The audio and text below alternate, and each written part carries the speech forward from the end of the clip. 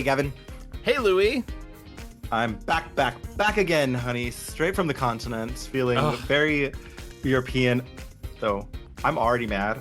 Like, look at this gorgeous beverage, Gavin. Look at this gorgeous beverage full of what? Ice cubes. Okay. Yeah. Yep. I need you to ask Dan, because I feel like Dan would know this. What is the sociological reason that Europeans do not fuck with ice? What is that? They think we're weird for fucking with ice. So I don't know. I truly don't know. No one want a cute, cool bevy? They love their beer warm. They love their water warm. I don't get it. I don't know. Like a room temp orange juice is psychotic. Though, they gave us the Black Plague, so they give and give. And we need to return. We do need to return. But you are back from being Louis in Paris. Louis in Paris. Yes. Had a wonderful time. Back just in time. Girl, catch me watching Seberg on the Eurostar, okay? Like, okay? That's the commitment here at the hi everyone, welcome to the Mixed Reviews. We are a film podcast where we take a film subject such as an actor, director, or mini genre. We take a whole month. We watch as much as we can. We read as much as we can. We spend a lot of time on YouTube. We take all that information, we condense it down into hopefully 2 hours, and we give it all back to you. Then we tell you what we like and what we don't like. I spend a lot of time on YouTube, but like has nothing to do with the show, actually. Yeah, truly. Also that.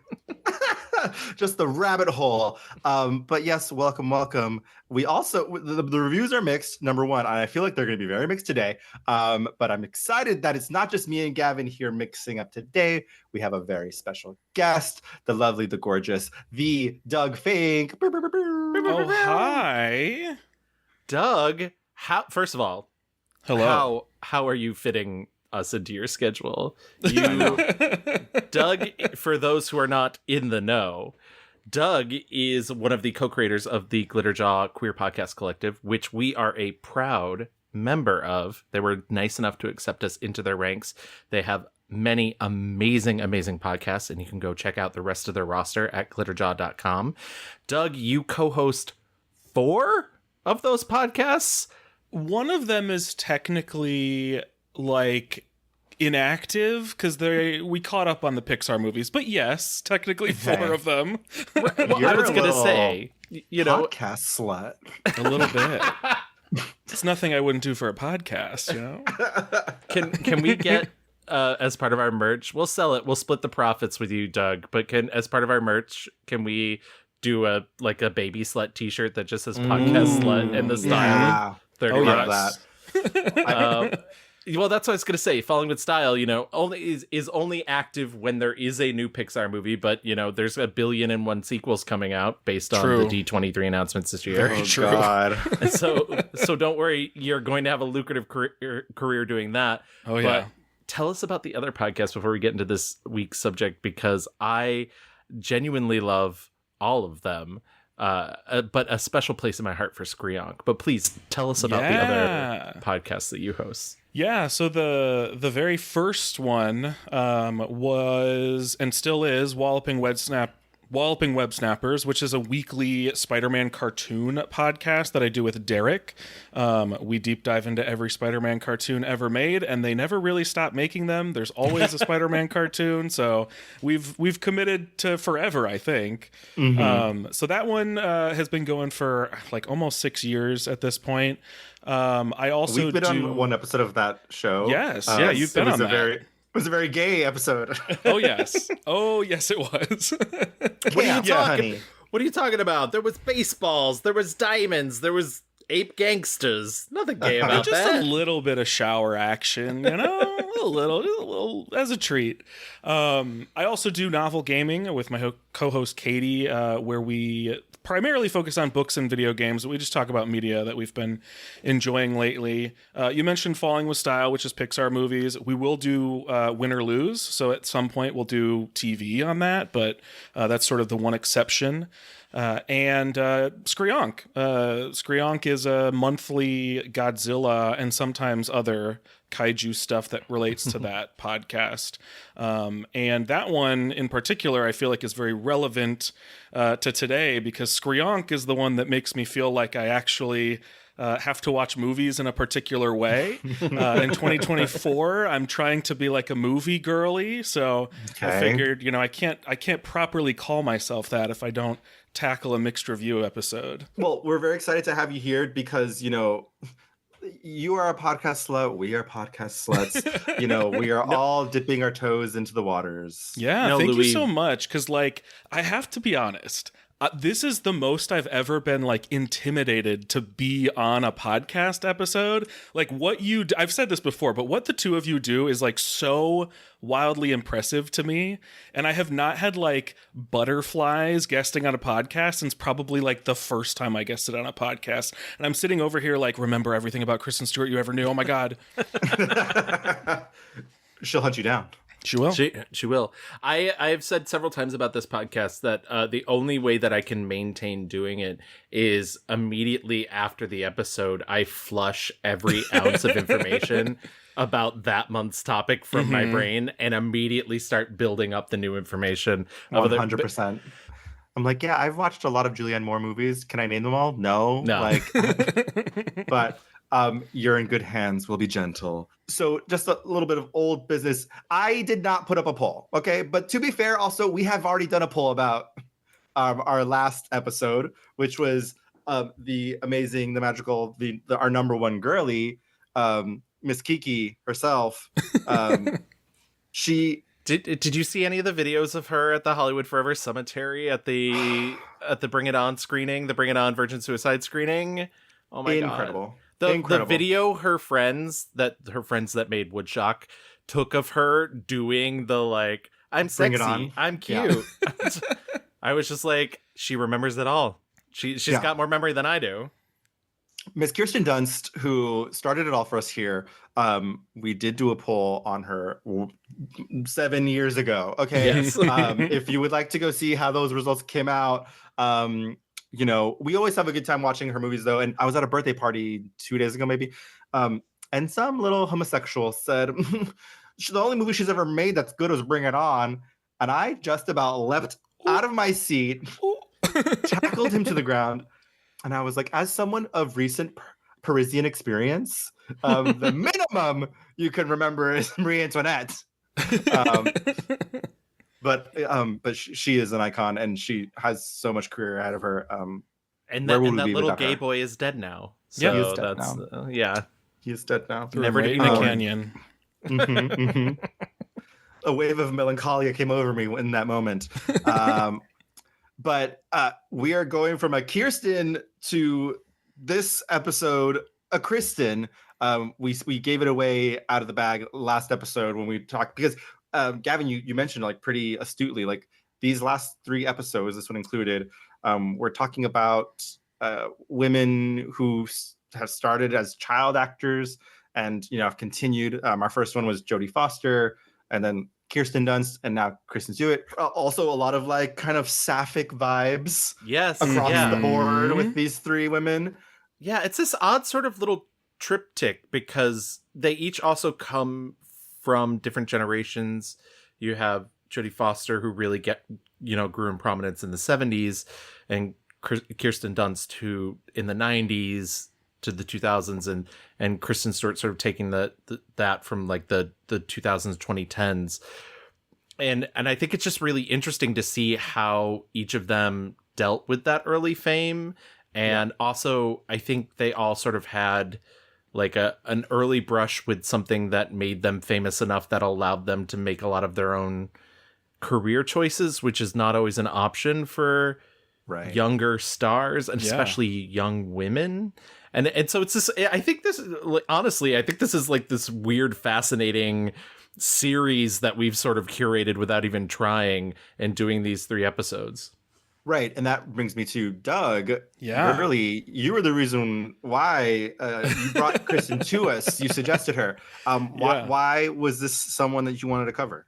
Well, what's wild is I think I'd seen 2 Kristen Stewart movies total when I suggested this, because I at some point in Twilight lockdown, twice. Of course, the first one over and over. No, I think I had seen like one movie during lockdown, and then I saw Love Lies Bleeding, and I was like, I feel like I need to actually watch everything she's ever done. And Gavin noticed that, and I was like, well, now I'm watching everything she's ever done. So I watched that Twitter like where a it hawk. came from. Yeah, It was a trap. You trapped yourself into the yeah, I corner. walked right into it. I set up my Lady Raven concert. You walked right in. What though was the reason? Like you saw Love Lies Bleeding and thought like, why am I not more in her world? Well, and I'm sure we'll get like deeply into some of this stuff, but as someone who like wasn't super familiar with Kristen Stewart's work, I was certainly familiar with her in general, because it's impossible to live through the 2010s and not know kind of what she's up to. And I did find her and Robert Pattinson pretty fascinating in that they are notorious for being in Twilight, which are notoriously super great movies that everyone loves. Yes. But Cinema. then you're right, cinema at its finest. But then both of them go on to have reputations for being really good actors for these other things they did that were certainly less high profile. So, you know, without having seen it, I was at least interested in finally witnessing that for myself. Yeah, they both went on to be little fucking freaks. And that's the way we freaks, like them exactly. here on the Mixed Reviews. Gavin, what about you? How did you come to, like, do you remember the first thing you saw her in? I think probably the first movie I actually saw her in was Zathura. I'm not sure if I remembered that was her. Yes. But I did not. Yeah, I did not. Yeah, and to be listen, fair, not many people remember Zathura. So. I know, and also like you don't like if you've seen Zathura, it's not really worth it going into Zathura for. She's like asleep for half the movie, but I think the first time I truly noticed her was drunkenly in a theater watching Adventureland that I had snuck in little bottles of whiskey to put in my cherry Coke. I was a youth. The raging movie Adventureland. Yeah. Because I hadn't seen the Twilight films, and I thought to myself, seeing Adventureland, like, oh, she's so cool. Like, I was instantly like, oh, her, she's cool. She's a cool one. And I think I've sort of carried that around. Now, I will say that I was not immune to like the like, oh my God, she's such a bad actress, like era when Twilight came out and whatnot. And even though I had not seen those films, I assumed, you know, that people were. But it's so funny, and we'll get into that later. But I don't see that now. I don't see what people when people are like, oh, she's terrible. Like if you like Google like Kristen Stewart bad actress, you'll find like YouTube compilations of her breathing, and it's like you're mad at her for breathing. Like I don't. Yeah, I think there's like a lot going on here, and she's a very like interesting subject because like I think a lot of that has to do with, you know, there's regular misogyny, and then there's also like there is like hating gay people and misogyny, which I think she gets a lot of. The 1-2 punch. Yes, correct. But then on top of that, you know, like she was young, kind of like figuring out her sexuality, identity. But I will say, like, I think there are movies where she is bad in, and I think I think there's valid. She's a very weird actress. I think she's good, but I think like, and as we go through her filmography, I think we'll notice and see like the work needs to kind of really speak to her. Yeah, I think she's just getting a check, and that's fine. Yes, I think there are two very distinct Kristen Stewarts, and I think we'll very easily be able to categorize each movie into those two columns. Yeah. Louis, real quick before we move into our rewind, where was your introduction to Kristen Stewart? Well, I certainly saw Panic Room like early in my life, but I wasn't like, Kristen Stewart. I just like, but it's kind of funny seeing that. I mean, a lot of the hallmarks of a Kristen Stewart performance live in Panic Room as well. Totally. Like so there's that. But I mean, I unfortunately was like a little Twilight bitch. Hell yeah. There. Oh, sorry. Did I say that out loud? There is a photograph of me floating around out somewhere with a homemade red Team Jacob shirt. You better find that fucking photo. Yeah. I mean, when I say floating around, I mean it is on the internet. It is on my phone in the cloud. Like the background of my computer. Yeah. He's still taking thirst traps with it. Yeah, I'm like Team Jacob.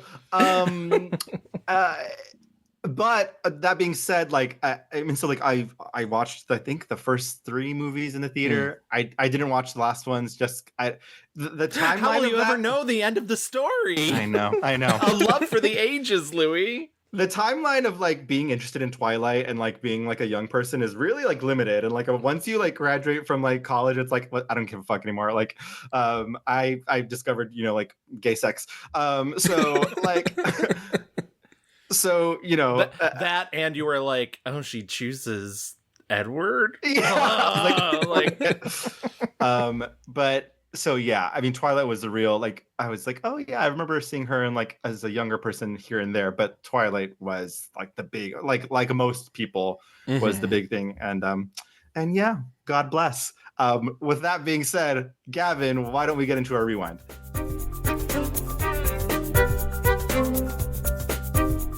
Kristen James Stewart, nice, like non-gender conforming middle name. Love it. Yeah. Was born April 9th, 1990 in Los Angeles, California. Her father, John Stewart, not comedian, not to be confused with the comedian, or Green Lantern. Neither. Yeah. Does not have either career. Is a stage manager and television producer, while her Australian-born mother, Jules Mann Stewart, amazing, is a script supervisor and filmmaker. I'm Jules Mann Stewart. That's a great name. Yeah. Also sounds very gender neutral. Yeah. So that's. Her mother was adopted by a Jewish couple in California. A DNA test showed that one of Kristen's biological maternal grandparents was an Ashkenazi Jewish person. Stewart has an older brother, Cameron B. Stewart, and 2 adopted brothers, Dana and Taylor. Kristen Stewart grew up in the San Fernando Valley. She attended local schools until about the 7th grade. And when she became more involved in acting. I do want to talk about her like introduction into acting. Essentially, as she has said in interviews, she was doing a school play. It being the San Fernando Valley in California, there's an agent in the audience. I was forced to be in a play because everyone had to participate in like the 4th grade, and there was an agent in the audience, and he just asked if we wanted representations. Casual. Yeah, the rest is history. Also, as previously mentioned, her mother being a script supervisor and filmmaker, she would go to sets with her mother. I initially, as a little kid, kind of going to set and hanging out with the crew, and I would see other children on set and think like, well, what are they doing? I want to hang out with you guys all the time. Why do I have to go back to school? Why do I have to leave? I wanted to be around that energy before I even knew why that energy was appealing to me. It's like not opposite Nepo Baby, but like, I don't like a community baby. Yeah, like you're like I was gonna say seeing around you. Like it is a bizarre privilege to be able to like be watching acting happening around you, like in a professional setting, and being like, I can do that. And then also like being in a space where like that can happen. Yeah, I also love that that's what her response was like watching children do it and be like, I should be up there. I could do that. No big deal. Yeah. Whatever.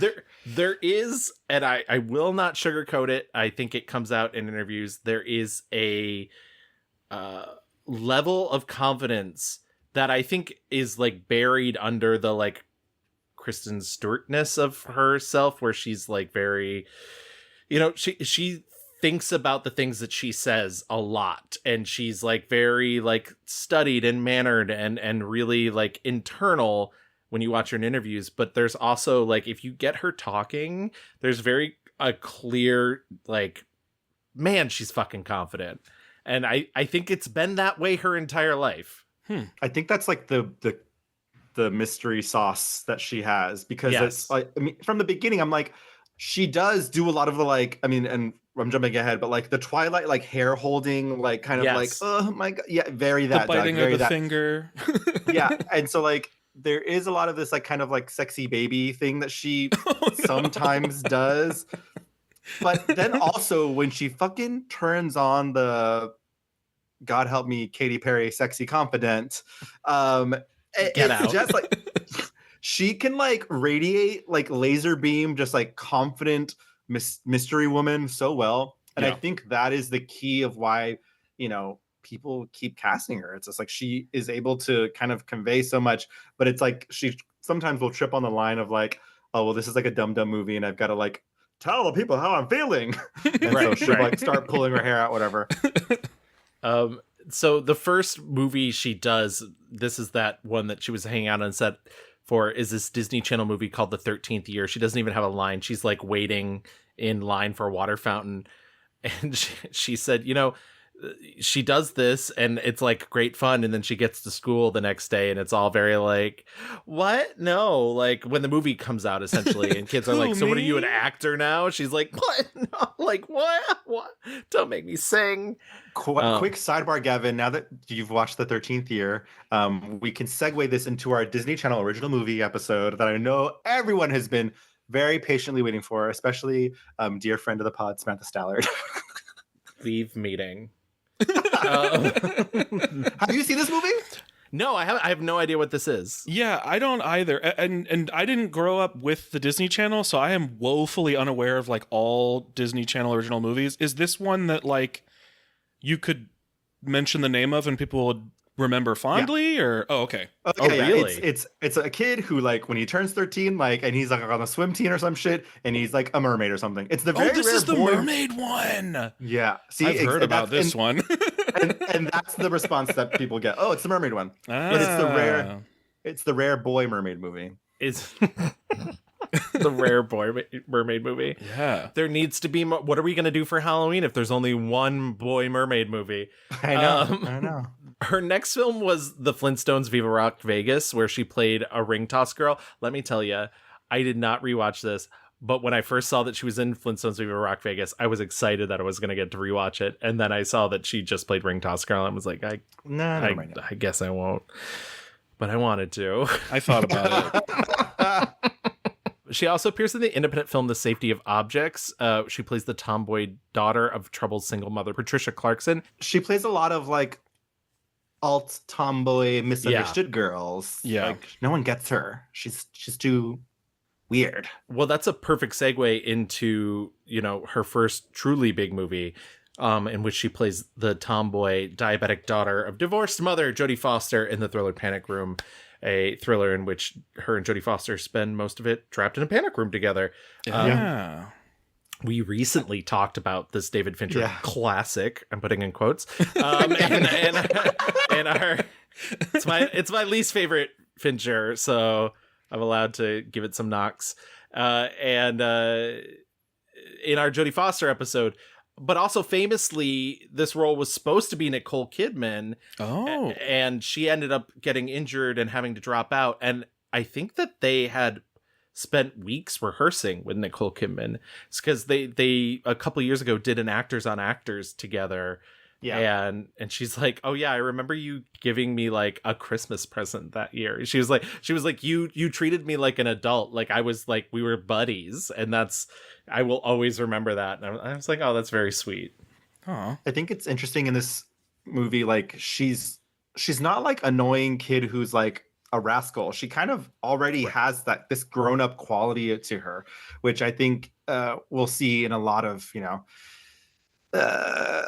she always, even though is like young and beautiful, she kind of expels this like maturity, which I'm sure is also another thing that like gross men like really like about her. It's like, oh, she's like wise beyond her years type vibes.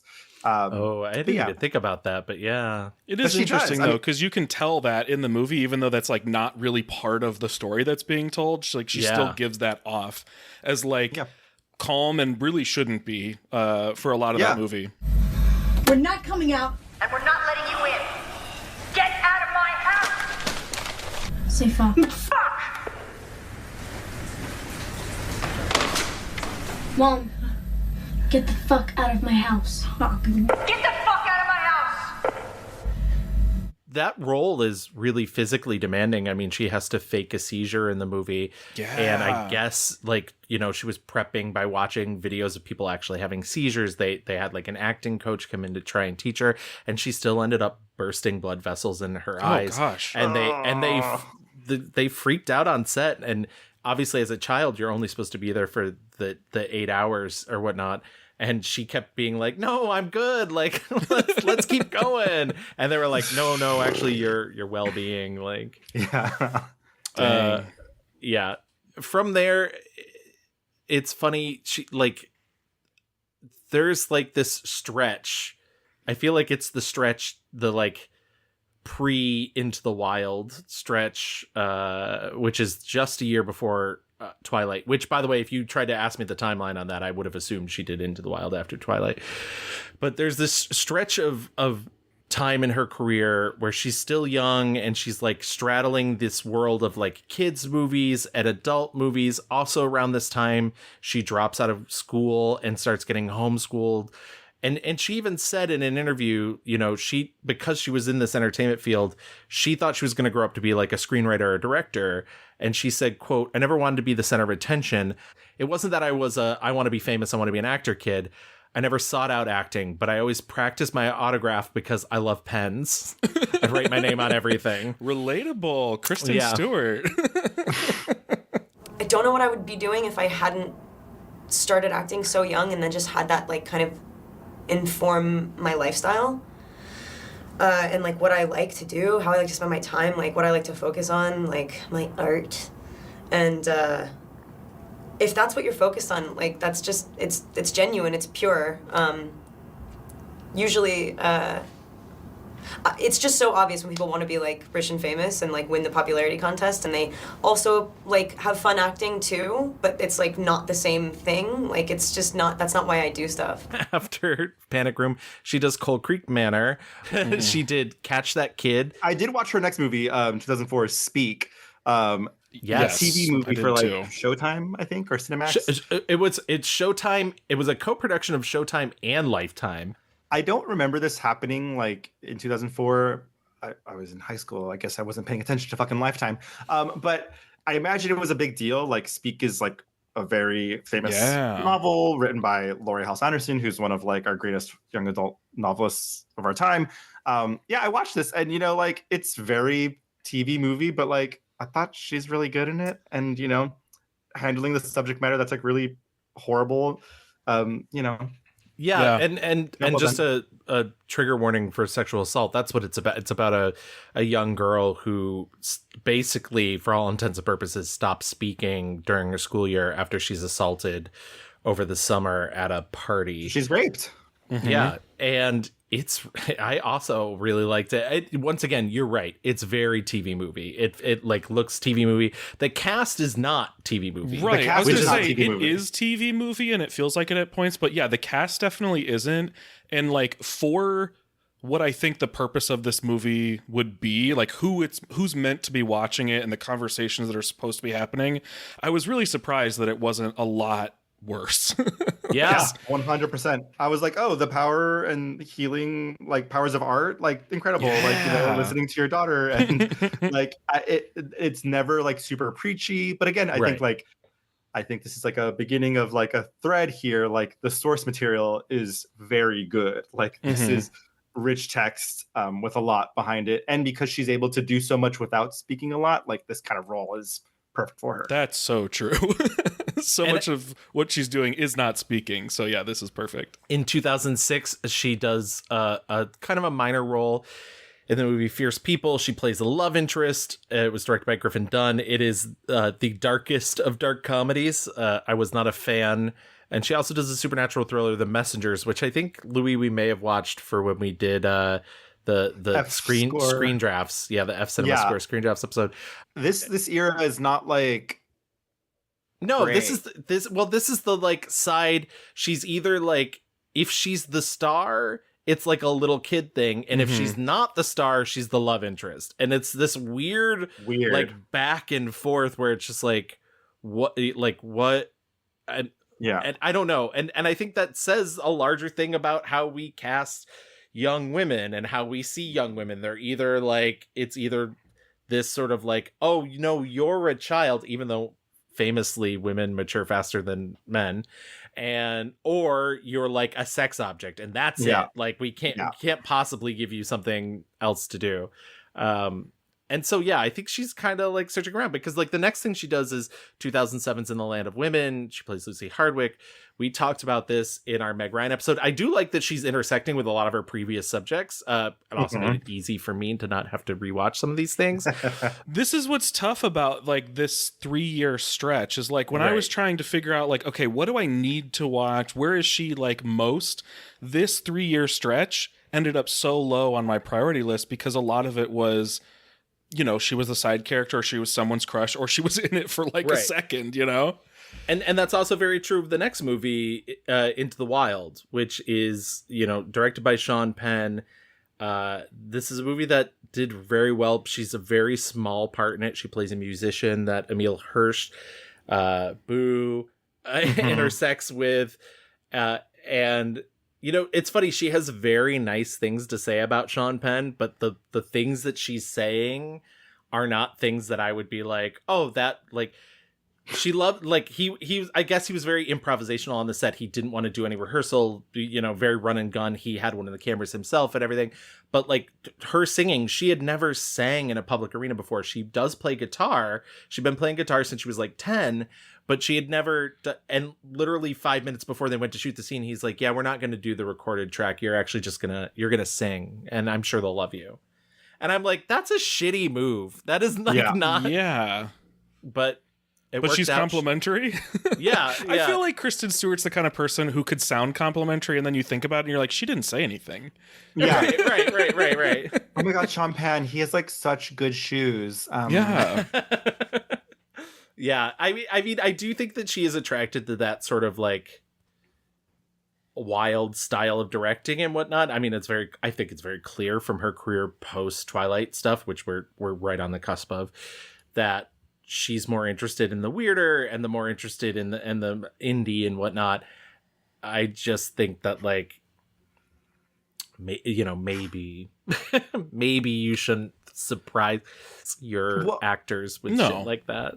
I mean, I think she's like, we're at Twilight now. Like after Twilight, she has the cachet to be like, oh, I'm gonna actually do weird stuff, but like with cool people that like actually I vibe with and fuck with, and she not some like agency in those decisions, as opposed to just sort of like trying to get into those positions. She plays a lot of these roles like I think you said this about somebody else not too long ago, Louis, but like a balled up fist, like it's that Heath Ledger. Yeah, Heath Ledger. Yeah, she plays a lot of them like she's keeping it all tight inside like that, and you know, if too much pressure applied, could explode. With Kristen Stewart in general, I feel like, you mentioned this earlier, there's like a maturity that exudes from her, and I feel like sometimes the characters she plays have that same thing going on. I watched The Yellow Handkerchief, which was also a pre-Twilight movie, with William Hurt and Maria Bello and Eddie Redmayne. Yes, and it's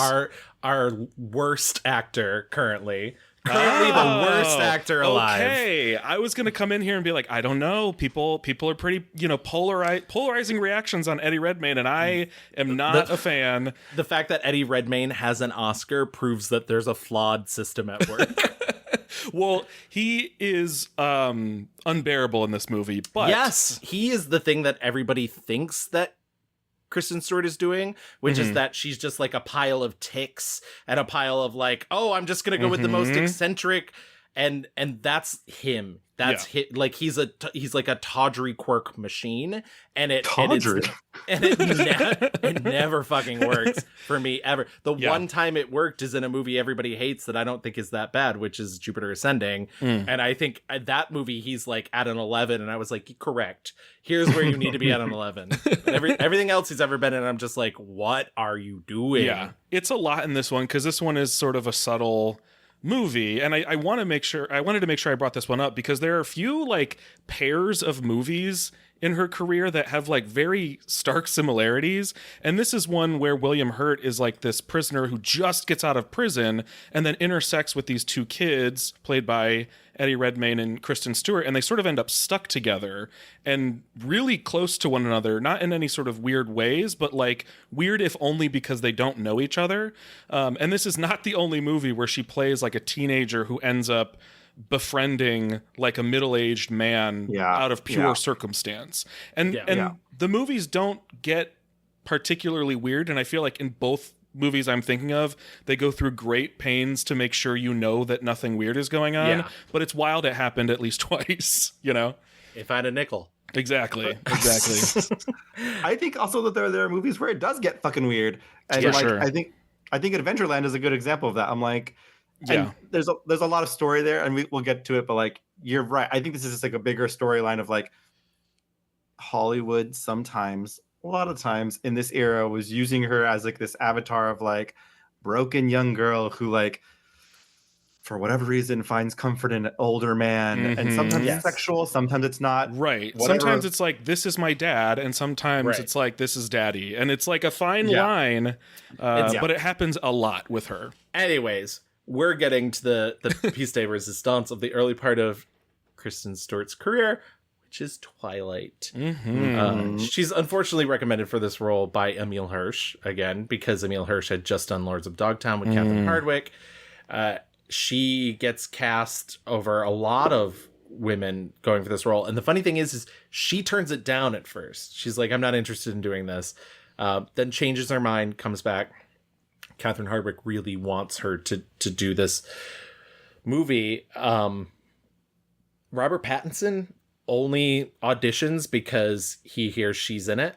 And, Interesting. And is like, oh, I really liked her in Into the Wild, of all things. Okay.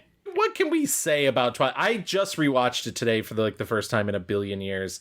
Unfortunately, I'm so sorry. I could not make time for any of the sequels. I'm so sorry, everyone. I watched all of it. I've never seen any of these. I've read the first book and whatever the Edward version of the first book is. Midnight Sun? Yes. And I only know that because I read all the behind the scenes stuff today, and I guess they had like early access to it, and I was like, well, so did everybody else eventually. Yeah. We read it on Novel Gaming, so that's why I've read Midnight Sun.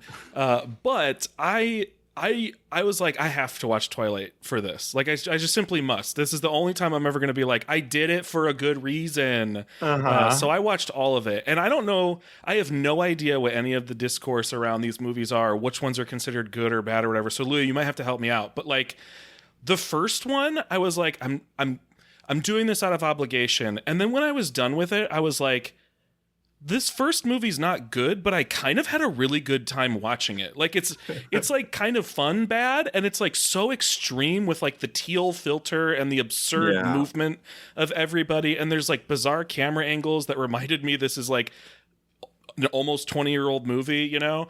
And I was so disappointed that the sequels are nothing like that first movie. The first movie, okay, and Gavin, it feels like they gave Catherine Hardwicke $50 and said, and she spent 20 of those dollars on that blue filter. And she spent an extra 5 of it dyeing Peter Ficcinelli's hair. Yeah, it's so bizarre. I was trying to think like Twilight, the book series was already a huge phenomenon. Right? How did Summit Entertainment not give her a budget? Like I was thinking like, when the first Harry Potter movie came out, like they gave them money to make this movie. Here's the big difference there. Harry Potter was owned by Warner Brothers, which is basically like, here's a dump truck full of money. Summit Entertainment wasn't even really a movie studio until they made Twilight. They were not a proprietary movie production. They were like a small time. Right. And you can tell. I mean, the difference. So I think there's two differences.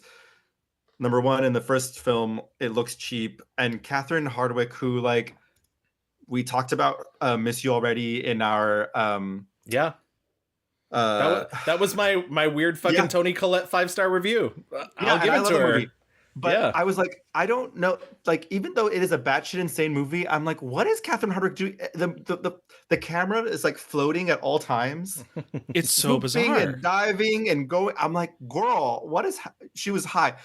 The second movie, though, she was high. It's like very luxe and rich. Lots of fucking, like you can just like the production value is so high. Yeah. She has claimed, like Catherine Hardwicke has claimed that like she turned down the opportunity to do the other movies. Did she?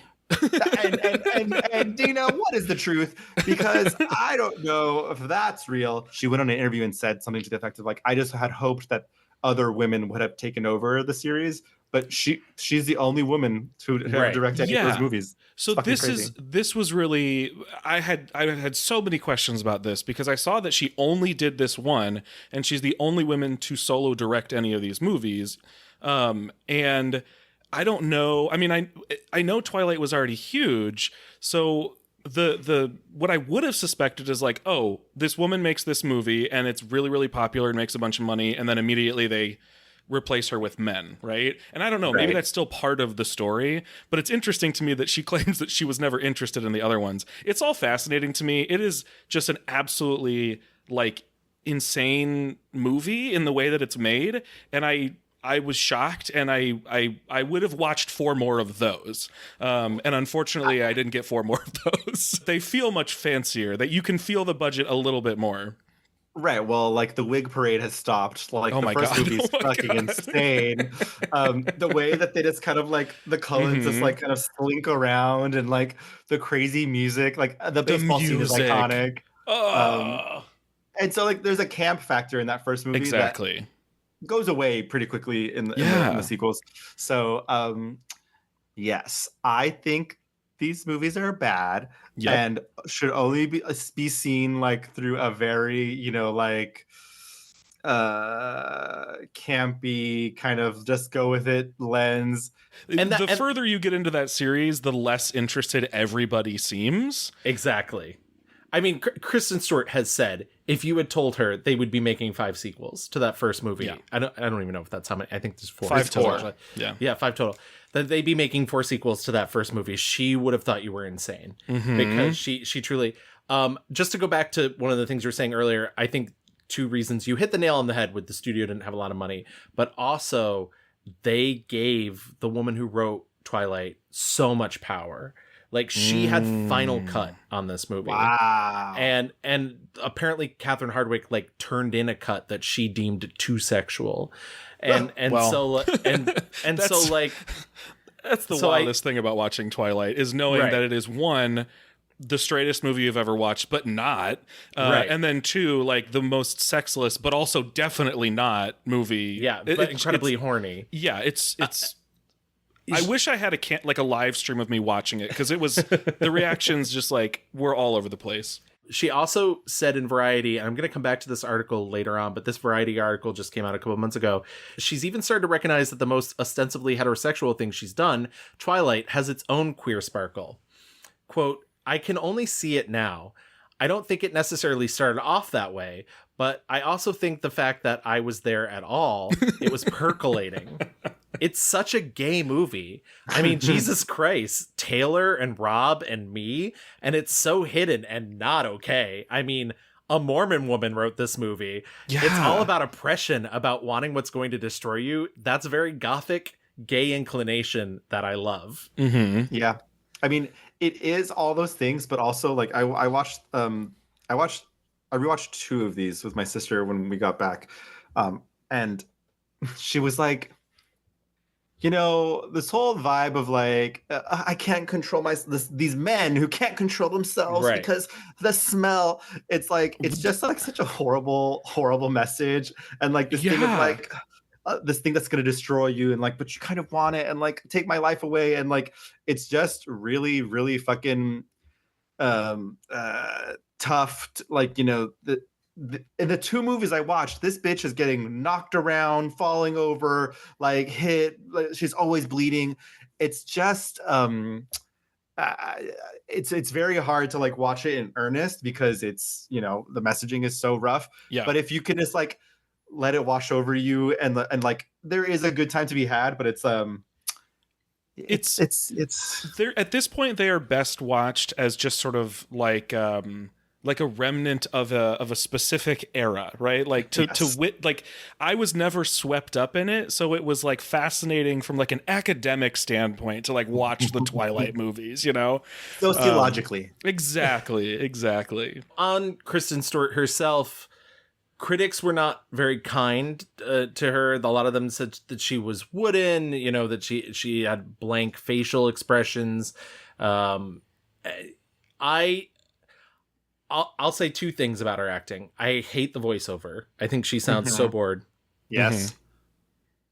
I think she's giving really good, like, I'm a teenager vibes in the movie in terms of the acting. Honestly, like, I'll give it that. Like, I don't think she's like blank or wooden. I think she's just like kind of weird. The thing that's so unbelievable in the movie is that when she goes to the school at the beginning and everybody's like, oh my God, a new girl? Yeah. Like, oh my God. Wait, are you the coolest, most popular girl in the school now? I fully forgot that everybody instantly falls in love with her. Yeah. It's so funny because it's almost like, it feels like it was written by somebody who went to a new school and was bullied for being the new kid and was like, but what if I was the most popular the moment I walked in the room? Exactly. And the cool, mysterious guy loved me. Like, yeah. a Jordan Catalano over there with his vampire fangs. The way he like kind of freaks out when he smells her in the science lab is unbelievable. Hilarious. Why didn't you move with your mother and Phil? Well, Phil's a minor league baseball player, and he travels a lot. And my mom stayed home with me, but I knew it made her happy, so I figured I'd stay with my dad for a while. And now you're unhappy? No. I'm sorry, I'm just trying to figure you out. You're very difficult for me to read. In 2009 comes the aforementioned Adventureland. I know Louis has some very strong feelings about this movie. I don't love this movie by any means. I don't mean to imply that, but I do actually like her. I think her character is way more interesting than Jesse Eisenberg's character. And Adventureland, for everybody out there, knows Jesse Eisenberg plays a guy who's just graduated college and no longer has money or future prospects, but is planning on moving to New York. And his parents are basically like, well, you have to get a job this summer and to pay for your living in New York. And he gets a job at this theme park, and it's cast full of kooky outcasts that he eventually befriends. Written and directed by Greg Mottola. He had a summer and he had a story he needed to tell. Okay. This is a classic, like, straight guy, like, you know, I had a life-changing summer and I'm gonna make a movie about it. I like Jesse Eisenberg. I like all the freaks and geeks around him, but it's just a little bit too much of like, what is life though? And like, should I be a writer? And like, he follows her to the city. I think her character is a little bit underbaked, and I don't like the vibe of like, we're seeing this woman have a really fucking rough, traumatic time, but we are only seeing it through the eyes of Jesse Eisenberg. She's fucking Ryan Reynolds, who is cheating on his wife and like being shitty to her while he is giving advice to Jesse Eisenberg on how to be with her. Right. And it's just a little bit too... But don't you understand Ryan Reynolds isn't as cool as he thinks he is either, because he can't name Lou Reed's Satellite of Love. So this was one of the like earliest movies I watched when I sat down to like start watching all these Kristen Stewart movies. And it was the first of many that not too many, but at least a handful where I was just writing the same note over and over, which is like, Kristen Stewart is here for the guy to try to fuck. Like it's truly like what she's there for. And you're right, Louis, like you get almost nothing from her perspective at all. And there's really no reason for that to be the case. Like there's no reason both of them can't be protagonists in this story other than they just didn't feel like giving us her perspective. It'd be a much more interesting movie, I think, if the movie was about her. I also supposedly saw the unrated cut. I have no idea what's unrated about it. It resembled the movie I remember seeing in theaters. So everyone was topless. Weird thing. Everyone was topless. Jesse Eisenberg, great set of tits. As people are always saying. Their first pairing, we will see them again together. Yeah, I made sure. I noticed that, and I was like, well, now I feel like I have to watch every movie the two of them do together. They're like good friends, and they do have good chemistry together. They have shockingly good chemistry together. She presented him with an award, or vice versa, like pretty like within the past few years or something. Yeah, they're like buds. Awesome. Regardless, Adventureland, fine, whatever, fine. Yep. But what she's doing, because she's under contract to make Twilight films, is she's basically like doing a Twilight movie, doing an indie, doing a Twilight movie, doing an indie. After this, we got the aforementioned The Yellow Handkerchief, which ends up coming out in 2010, I think. She also does Welcome to the Rileys in 2010, film with the late James Gandolfini and Melissa Leo. in which James Gandolfini and Melissa Leo play a couple in a loveless marriage after their daughter died in a car accident. James Gandolfini has been cheating on his wife because she has become an agoraphobic, can't leave the house. And he takes after the woman that he's cheating on his wife with passes away suddenly, he takes a business trip to New Orleans, wanders into a strip club and meets a 16-year-old. Yeah, 16. I was gonna say 15. I feel like she clearly wasn't 15. A 16-year-old exotic dancer played by Kristen Stewart, who's been lying about her age, and essentially moves into her apartment and starts acting as her father. This movie was not well received.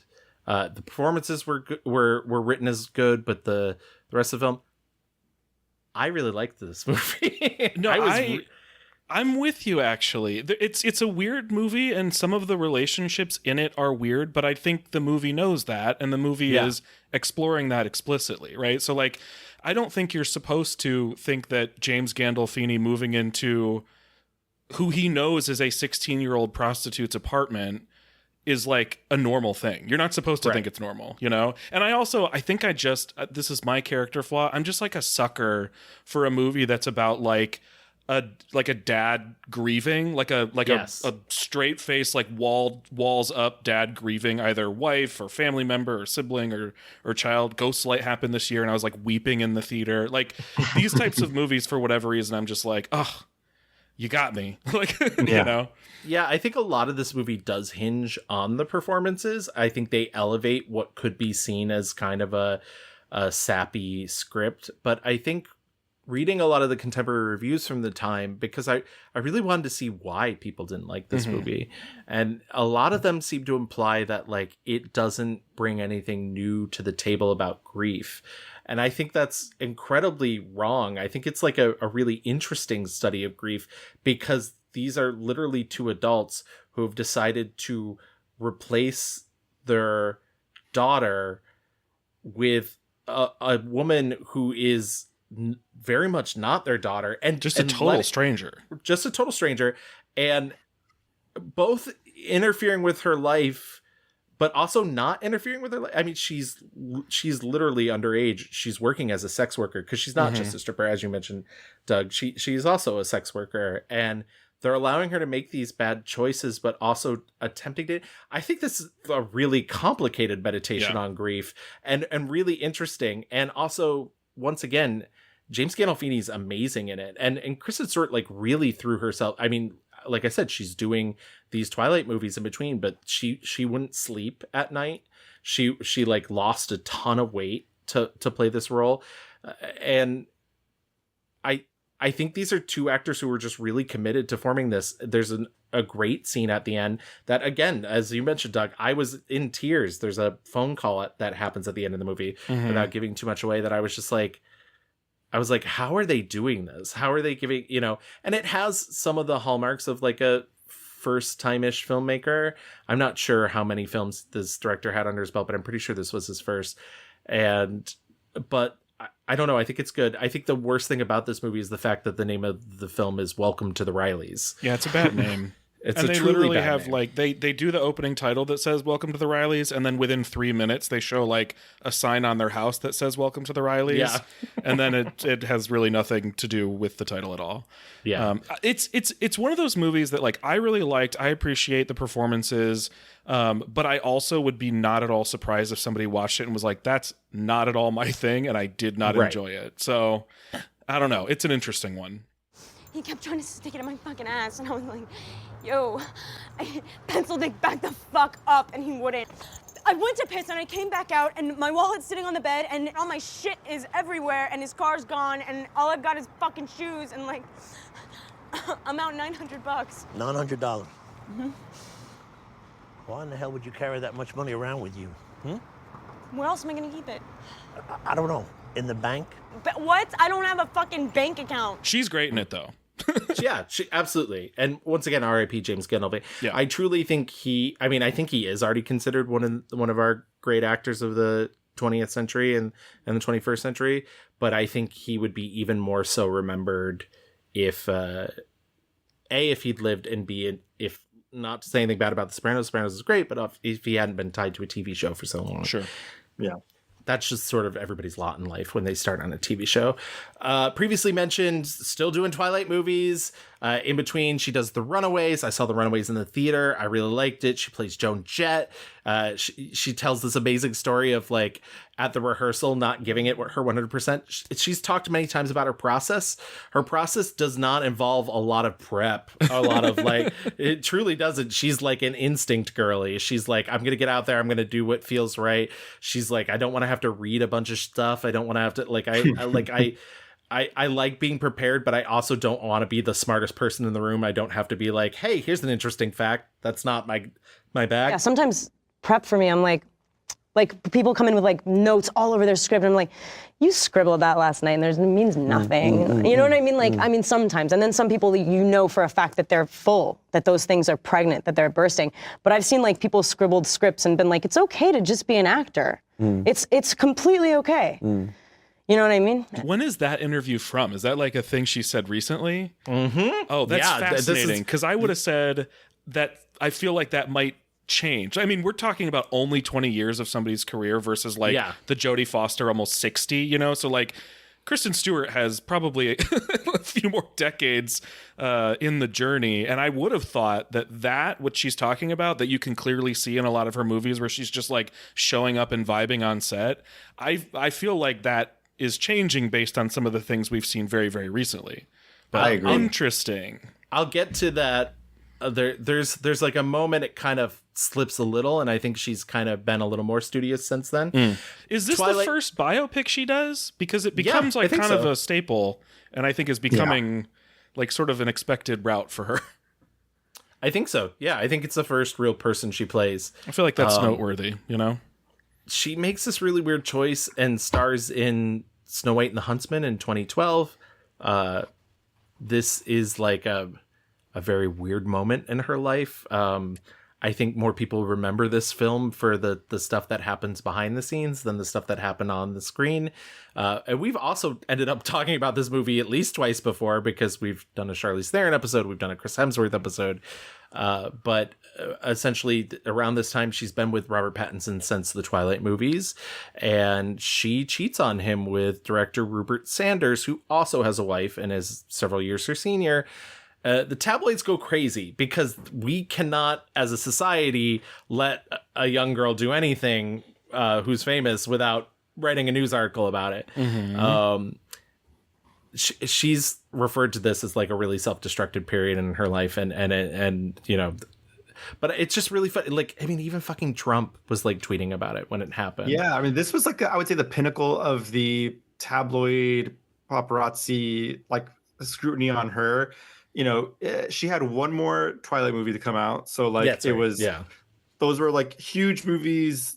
She, for all intents and purposes, was like this megastar who was making like, you know, weird indies on the side, and then had stepped into this like other big kind of IP thing with like big hot actors like Charlize and fucking Australian, what's his name?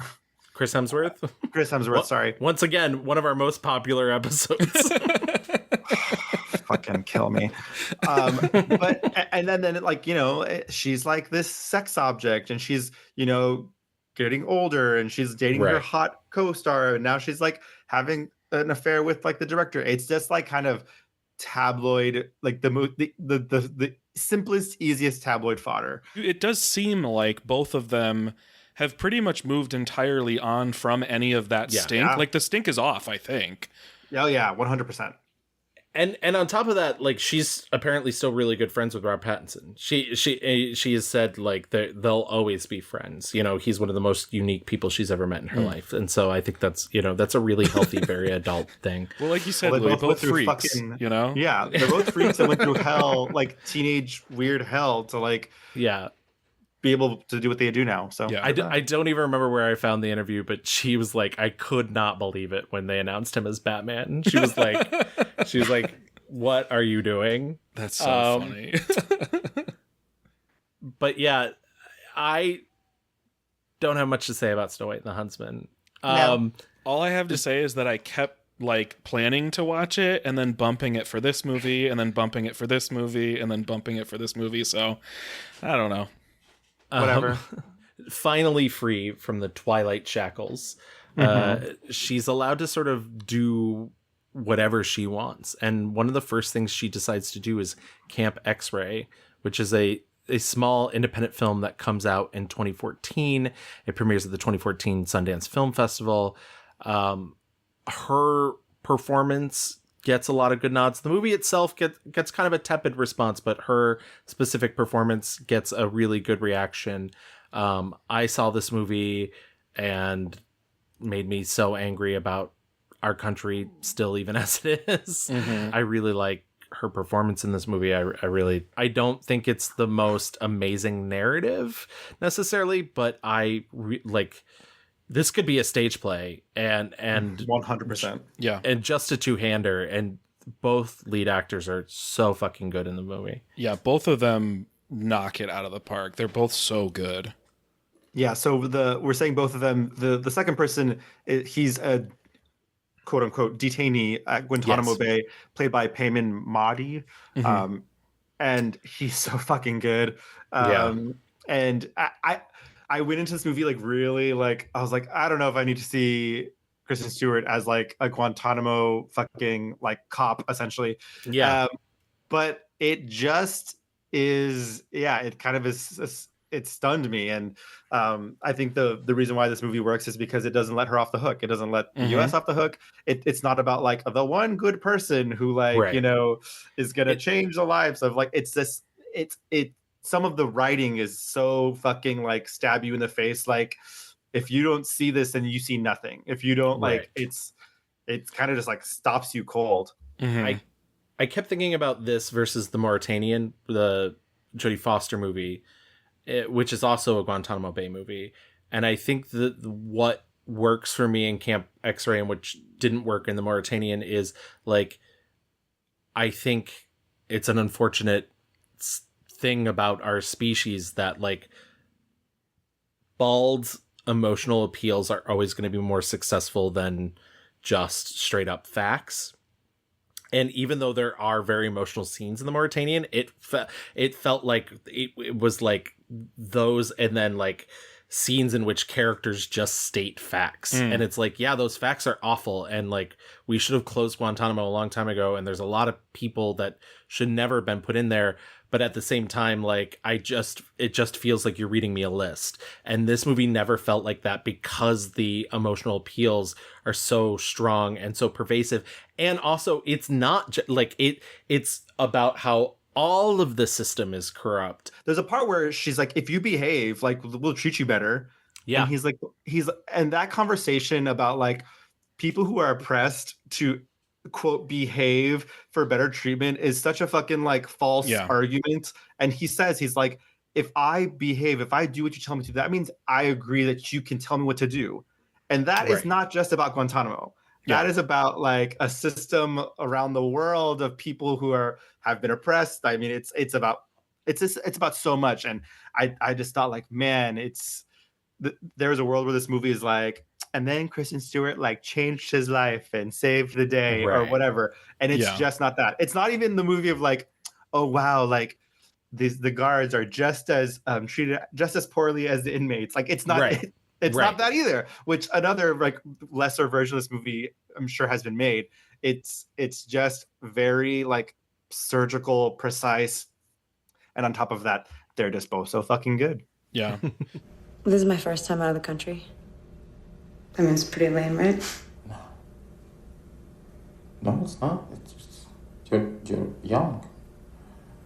You're very young, and you're beginning. Yeah. There are more people on this base than in my hometown. Small, huh? Yeah, tiny. Smaller every day.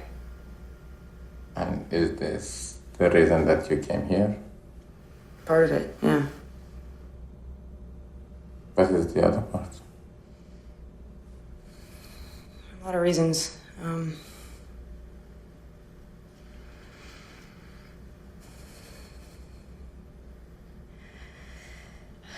I wanted to do something. You know, I wanted to do something important. What the two of them connect over is like art and artistic expression. So like the fact that they meet because of books, right? It's like the first thing she sees him sort of like as a human being over is like he reads a lot of books and talks about these books and wants these books, and he's being tortured with books basically, but then also finds like these things he makes in his cell that are these little pieces of art that like he makes to stay kind of human and connected to himself and probably his family and all sorts of other things.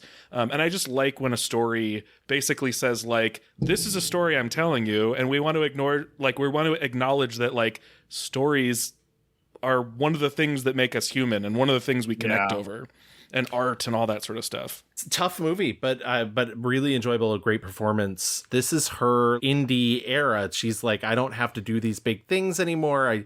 I got it out of my system. She does her first Oliver Assayas movie, Clouds of Sils Maria, which is a movie I really love. She does Still Alice. I will say that by the end of all the Twilight stuff, she is better in control of her instrument, where she can have the intensity, but she's not clenched anymore. Yeah. And I think she's able to deploy the cool mysteriousness in a confident way as opposed to like an internal way. And we'll see that even like in some of her worst movies that are to come, where she's still that fucking cool girl, and she feels more relaxed and natural. She's no longer doing like the hair pulling tick type thing that people like knocked her for earlier. Yeah. Which is funny because I think the next film that she's in, which is Tim Blake Nelson's Anesthesia, he only hired her for that reason. and so it's like a weird sort of like drawback. I do think that happens a lot. One of those two categories, like, you know, I mentioned the two columns of Kristen Stewart. One of them is like, we want you to be Kristen Stewart. We cast you to be Kristen Stewart. And that's where I think she shows up and just kind of vibes as is, you know? Yeah. She also co-stars once again with Jesse Eisenberg in American Ultra in 2015. In the same year, she also does the Drake Doremus futuristic love story Equals with Nicholas Hoult. It's like, it was like someone had an idea. And then said, what if we made a movie? I will say Nicholas has never looked hotter. It's unreal. Yeah. I'll give you that. Unreal. The movie is very pretty. Yes. It's all white. It looks like somebody was like Saul Gattaca and was like, but what if we did it to 11? You know? This movie wants to be Gattaca so bad. Yeah. It really felt like a guy like realized feelings aren't bad for the first time in his life and wrote this movie. Like that's what this movie feels like. It's like underbaked and it has all these ideas around feelings, but it really felt like a guy who's telling you their big breakthrough, like, and that breakthrough is that like you should feel things. He like left his therapist's office that day and he's like, I have an idea. Right. Like, I don't know. Like, I could not get behind this one at all. Oh, and she's so hot in this one, like with the like slick back hair. This is like, peak sort of like Kristen Stewart, hot Kristen Stewart. You know, when she gets to like just do her thing and be her vibe. That to me is the best. I do like when she starts moving more towards her own personal queerness. She does host SNL, and she does something that her friends thought was particularly really funny at the time. She comes out in her monologue. The president is not a huge fan of me. But that is so okay. And Donald, if you didn't like me then, you're really probably not going to like me now because I'm hosting SNL and I'm like so gay, dude. And I think it's great. I love the fact that she did it in such a public forum. And also, by the way, that SNL has maybe my favorite non-film acting piece from her, which is the Totino's pizza roll commercial. Oh, so good. It's so good. Doug, are you familiar with the Totino's pizza? God. You need to YouTube that later. My hungry boys. I should bring these out. Oh, stay with me. What about my hungry guys? What are you hungry for? You'll love it. It's worth mentioning like the parallel between this and Jodie Foster's Academy I was thinking Award the exact same thing. moment, and just the complete different worlds that they live in, the tracks that they decided to go down. You know, like Jodie did what she had to do to get to her naiad, where Kristen Stewart, you know, was just like, I'm gonna fucking come out and say it, and she gets to fucking make all the queer movies she's been making since then, you know, and before. I mean, like she was, you know, she was playing queer characters before this moment, and I honestly feel like without Twilight, she would not have the freedom to do all this stuff. But I do think without Twilight, she probably also would have come out a lot earlier. I mean, I don't know her personal journey, but that's what it feels like, you know? Yeah. In that same Variety article I brought up earlier, they actually asked Jodie Foster about Kristen Stewart's coming out on SNL. Even though this is like an article from this year, because it was just a wide-ranging thing because of Love Lives Bleeding coming out. And Jodie Foster said, quote, "It feels like a generational thing where I'm watching somebody make the leaps that I didn't think I could ever do." Sure. So, lovely.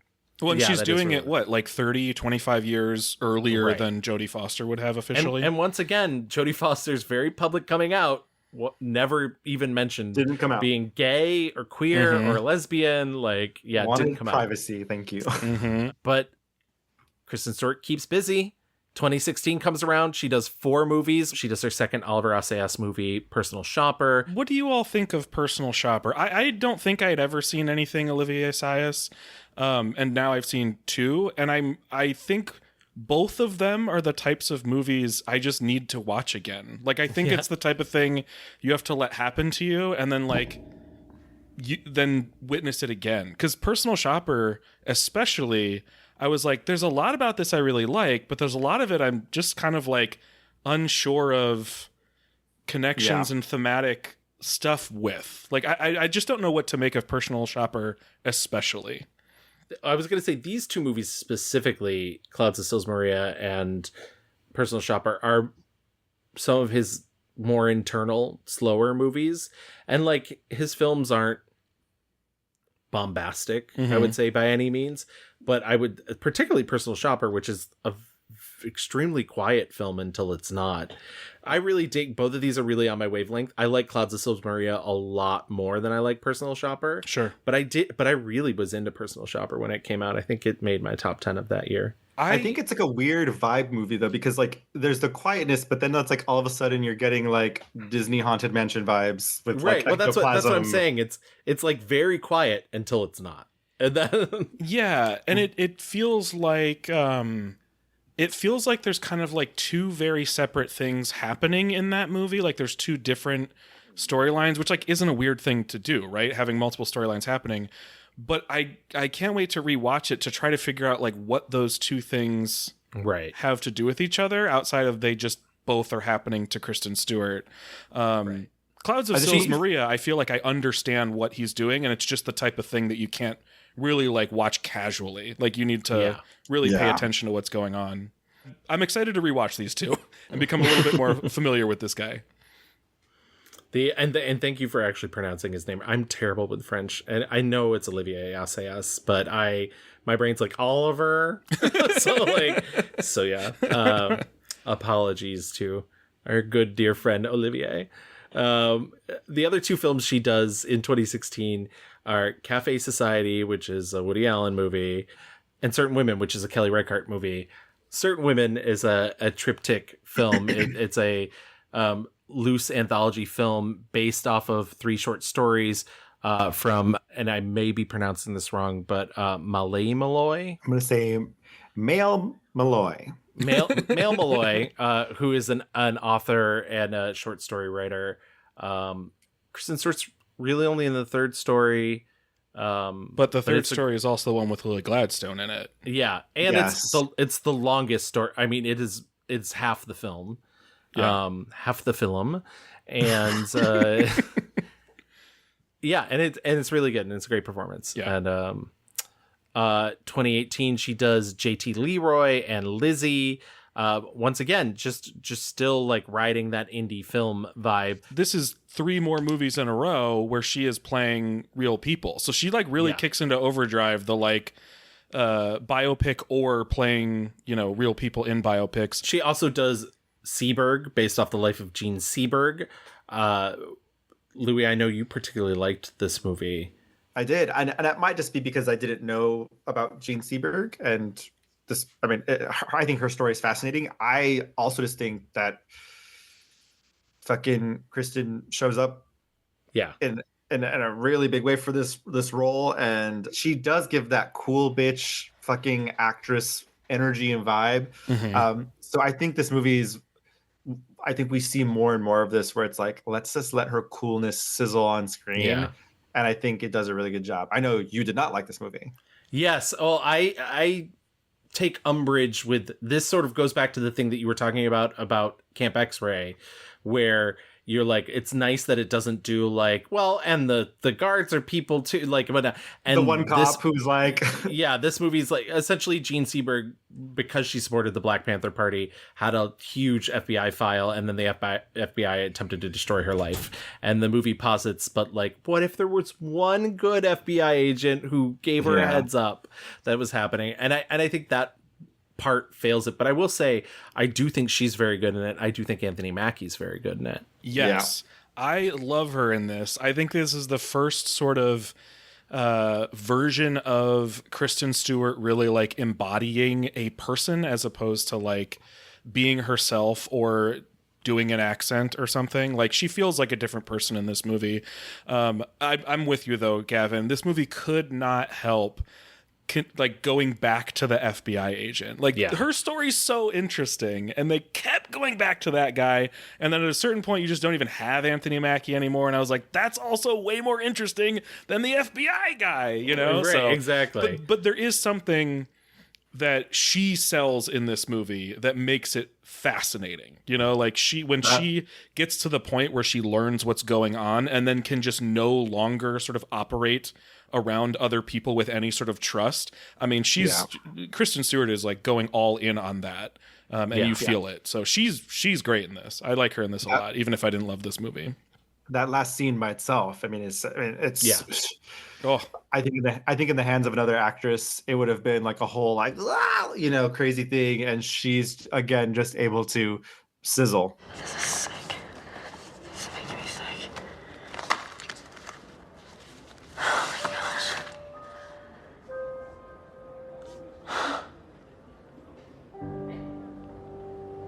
Gene Seberg has been a financial supporter of the BPP and should be neutralized. Neutralized. I also did want to mention something that I did skip over a little earlier when we were talking about process and everything. When she a lot of the directors she works with nowadays, it's because she wants to work with them, and so she really courted Kelly Reichardt when she did Certain Women. But part of her process is she likes to like take the lines and like change a word here and there to make it fit her thing. And Kelly Reichardt was the first director that was like, no. no. You say my word. You say the words that I wrote. And I think that like structured her slightly different. Confident. Exactly. This is supposition, but I feel like the Twilight money is maybe not coming in as much as it was, and we get a slight turn towards Hollywood Kristen Stewart again.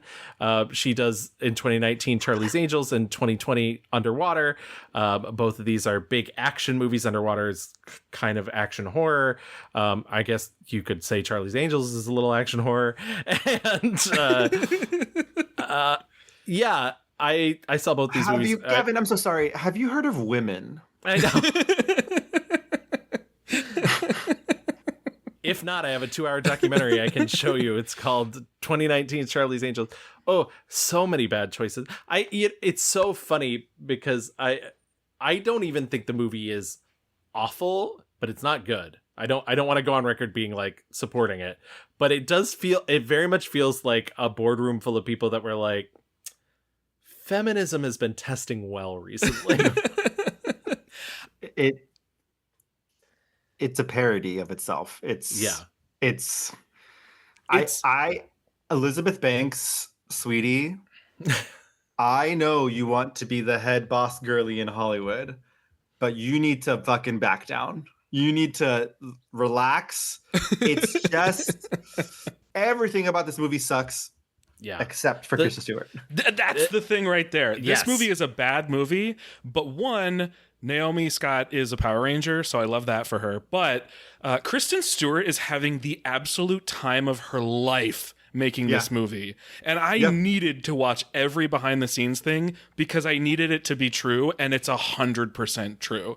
She is living making this movie. Let me tell you, she is such a good actress because last year she did like a variety, like, does she know her lines? And when the line came up for Charlie's Angels, she literally says, it was a good idea at the time. I hated making that movie. I don't know what else to say to you. Honestly, the three you can't touch, like Cameron, Lucy, and Drew. I love that movie. I love that movie.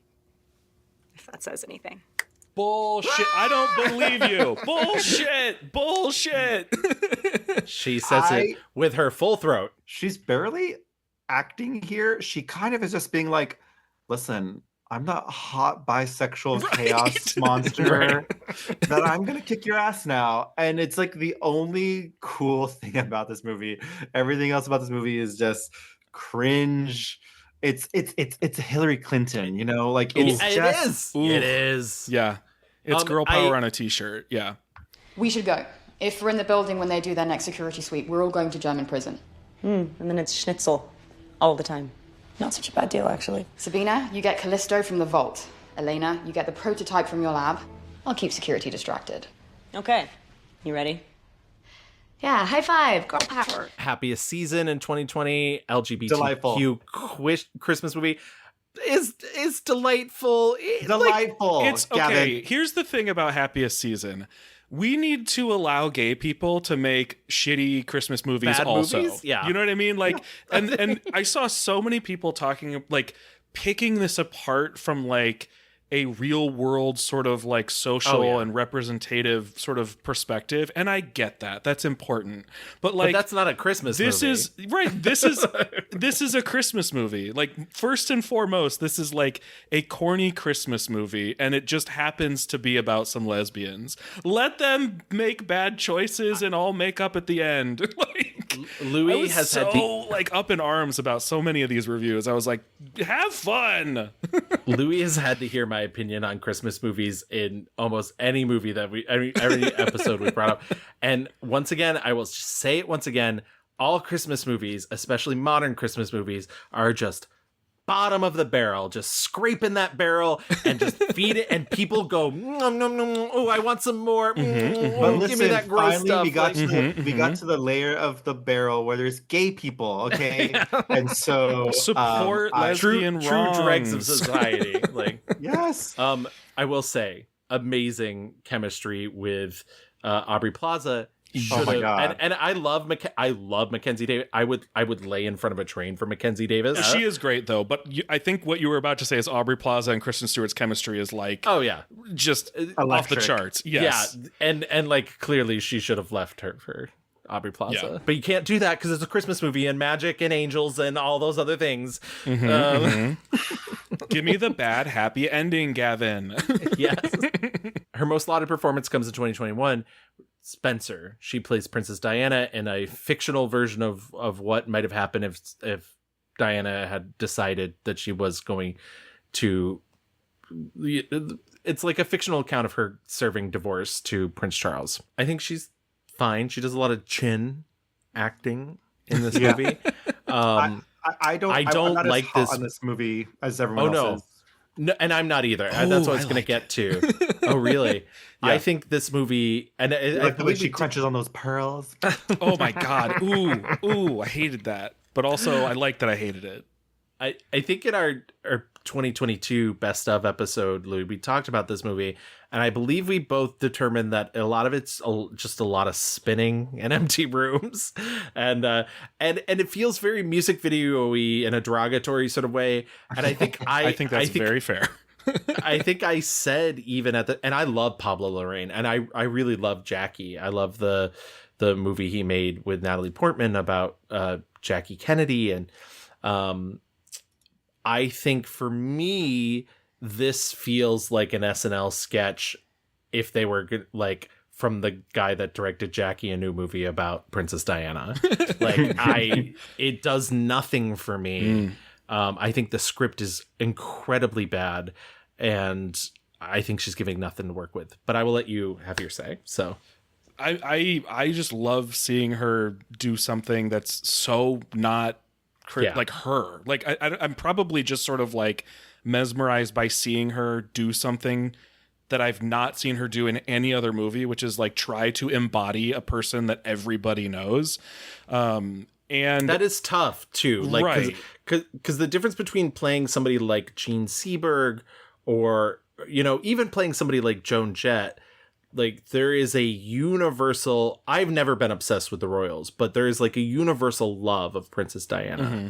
And I think that's a really damned if you do decision to play that role. It's tough. I mean, she does have her defenders, like among people who knew Princess Diana, and they defend her performance, but I'm sure she has just as many detractors. One of Major Gregory's men said he saw you wandering around in the grounds last night.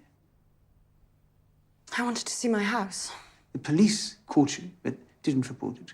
But Gregory's men saw you as well, because they're better than the police. I wanted to go home. It's boarded up. Yes. But I wish it would be unboarded. But if I wish it out loud, it means it definitely You won't talk like happen. a baby who isn't being spoiled enough. I will say, like, it's a very chic movie, but I don't know if that equals like entertainment value for me. Sure. 2022, Crimes of the Future, David Cronenberg. I love this shit. Because just like fucking Robin Pattinson and Kristen Stewart, you're a little freak, Gavin. I'm a little freak.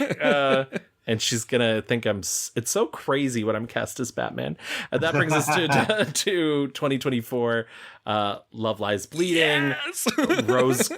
British filmmaker Rose Glass's second film. I really dug it. It's like a little Coen Brothers. It's a little Cronenberg as well too. Like there's some body horror things going on. Magical realism.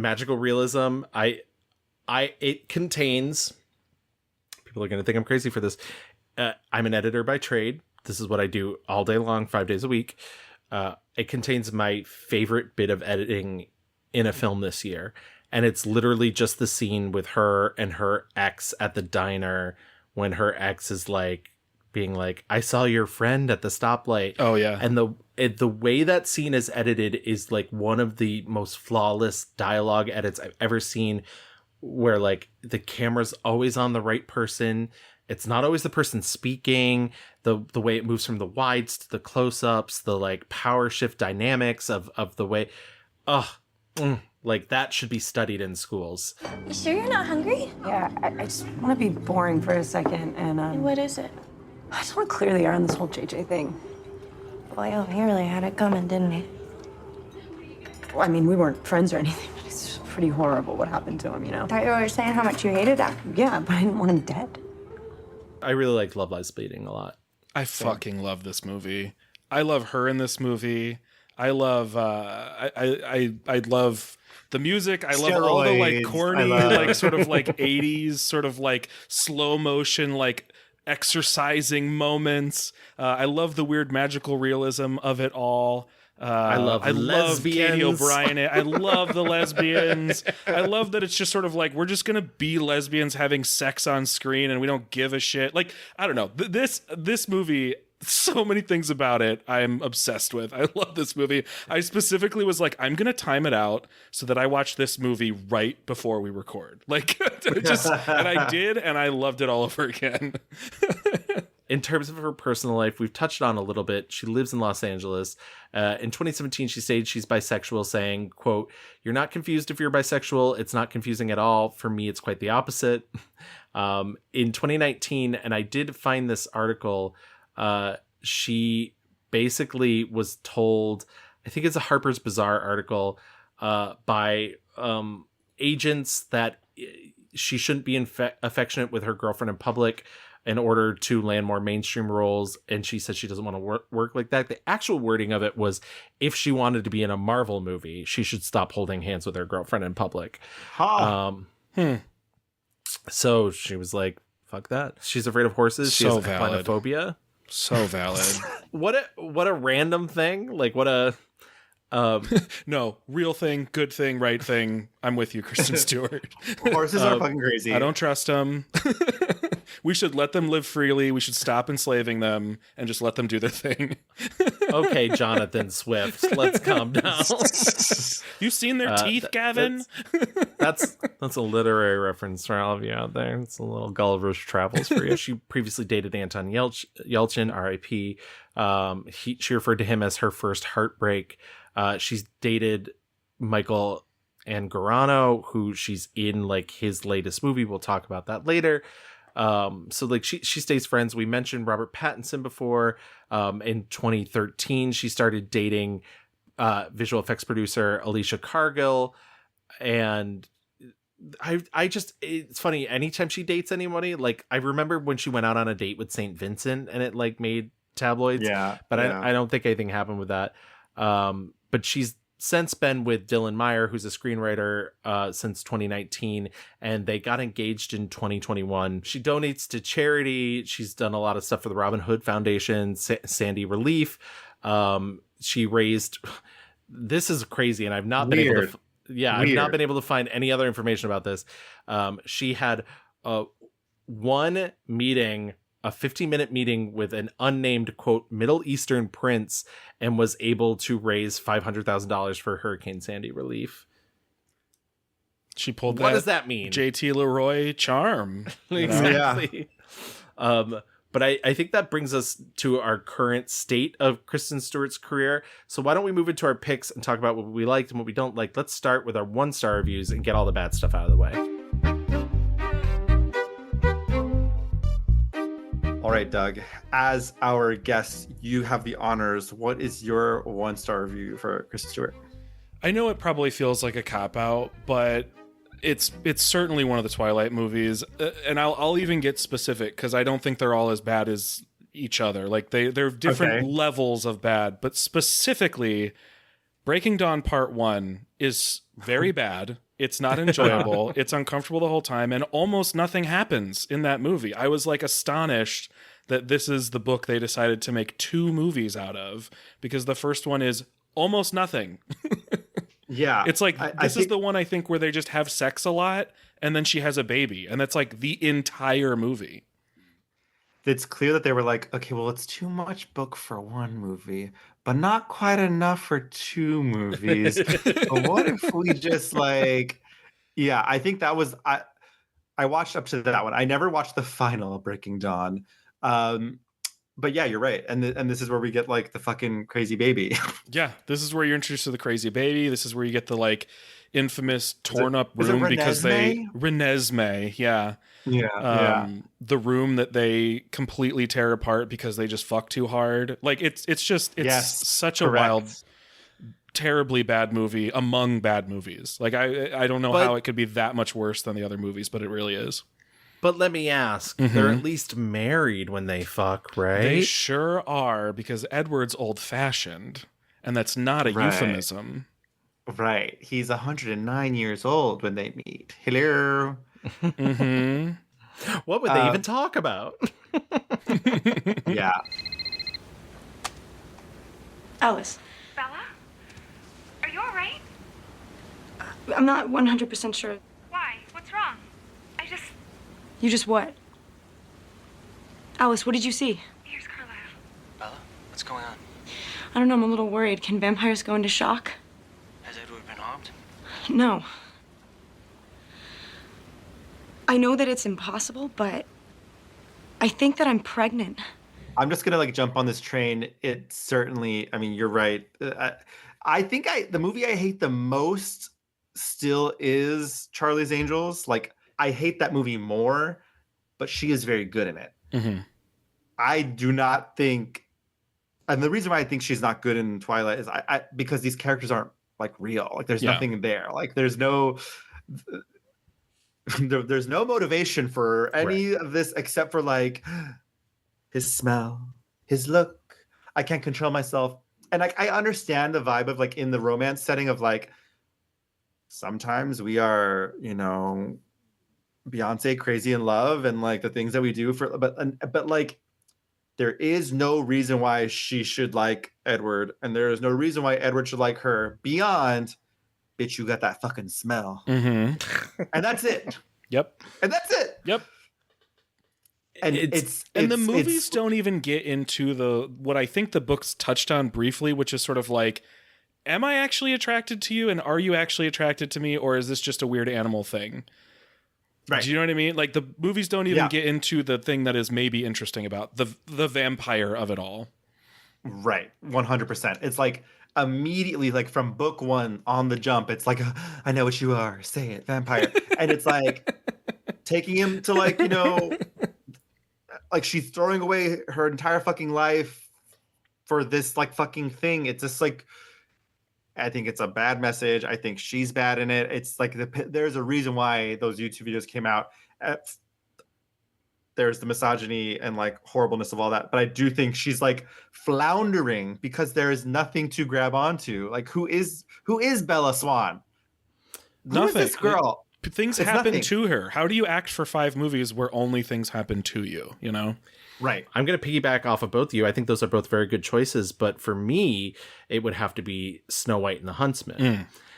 Because, and I think for that very reason, it's the same thing where she just doesn't, I think she's having fun when it comes to acting across of Charlize Theron's extremely cold, like calculated, but delicious villain. But they literally, it's crazy that her name she's the main character because it never feels like she's the main character. Right. Because so much time is spent with Chris Hemsworth and it's so telling. And I know that she was kicked out of the second movie mostly because of what happened with behind the scenes, but it's so telling that they made a sequel without her. Yeah. Without the lead. That they even could, you know? Yeah.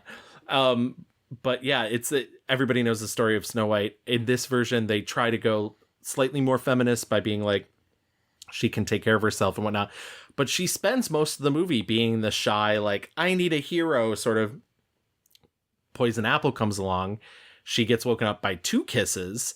And suddenly she's an action star. And it's the weirdest, like, turn without any reason. And she clearly doesn't truly know why she's there. She's much better performing when she's the action star than when she's supposed to be timid Snow White. But it's just one of those things where, like, none of it makes sense. I know that light burns in all of you. Those embers must turn to flame. I really, really can't stand Snow White and the Huntsman, and I've had to watch it 3 times now. Oh no! So I'm unless we do like a Bob Hoskins, I'm so happy to retire this. Yeah, she's going into the archives. Yeah, sure. From having to watch this again for this show. It's funny that all of us kind of like zeroed in on these like blockbuster moments, but you know what? Yeah. So girl's got to get her other movies made somehow. Yeah, exactly. And I would rather her do something forgettable and be able to come out of it. Like, I mean, obviously the Twilight movies aren't forgettable, but like, are they still in the zeitgeist? Like, I think it was a moment. I think it was like a big moment, but it was probably mostly just a moment. Yeah. Was there anything else that you saw that you didn't particularly like? I mean, I hated Equals. Yes. Yeah. I really hated that one. We talked to like how I didn't particularly like Lizzie. I thought it was like, okay. I agree. I think her performance is fine, but I think it's so boring that I mentioned previously Anesthesia, and like honestly, you can't name a movie that because like you just can't. The jokes are right there. No winning. Also, we didn't talk about this a lot. We don't have to. The Messengers from 2007 is such a fucking crazy bad movie. All right, let's get out of all this badness. Let's talk about the movies we did particularly like. Let's get into our 5-star reviews.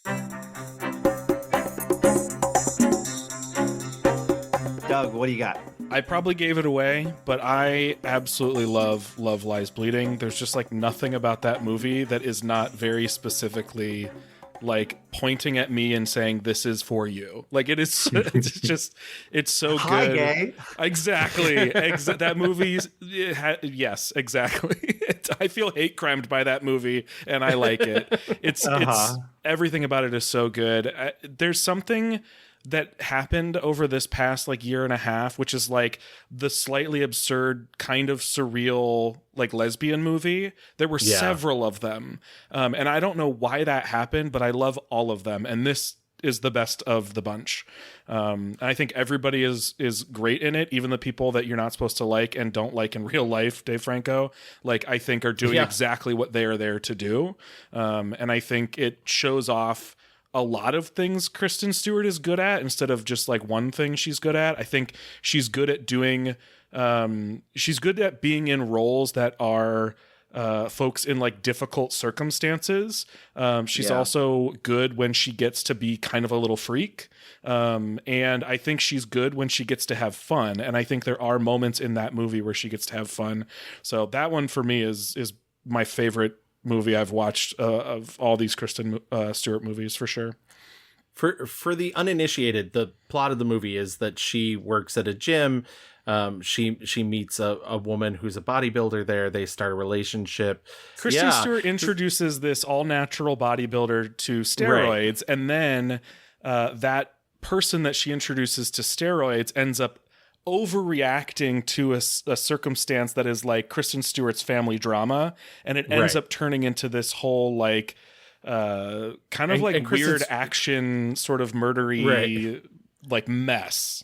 and like this doesn't give much away more than the trailer does, but Kristen Stewart's family are a big crime family. So that's the other murdery mess is a very tidy way to describe this movie. It will stress you the fuck out. It stressed me out. What I love about this movie though, like I think at its core the message is that like queer love is fucking tough, and we're in a world where you have to fucking fight for it, and like it's just you're gonna go through fucking hell and back, but it's fucking worth it in the end to just be with in your queer love together. It's like it posits like, what if queer love wasn't fucking rainbows and sunshine? Like it is bloody and painful, but you'll get through it. And challenges the characters to focus on themselves and thus their queerness, right? Like a lot of what's holding them back is being attached to these other things that are not serving them and their ability to just live their lives in their queerness. And so until they can sort of shed that and step into that, their problems persist. So where are you staying? I'm actually not sure yet. What does that mean? I was going to ask if maybe I could crash here a couple nights. I mean, like, it's just not get paid, like, if I can afford a room somewhere. Like,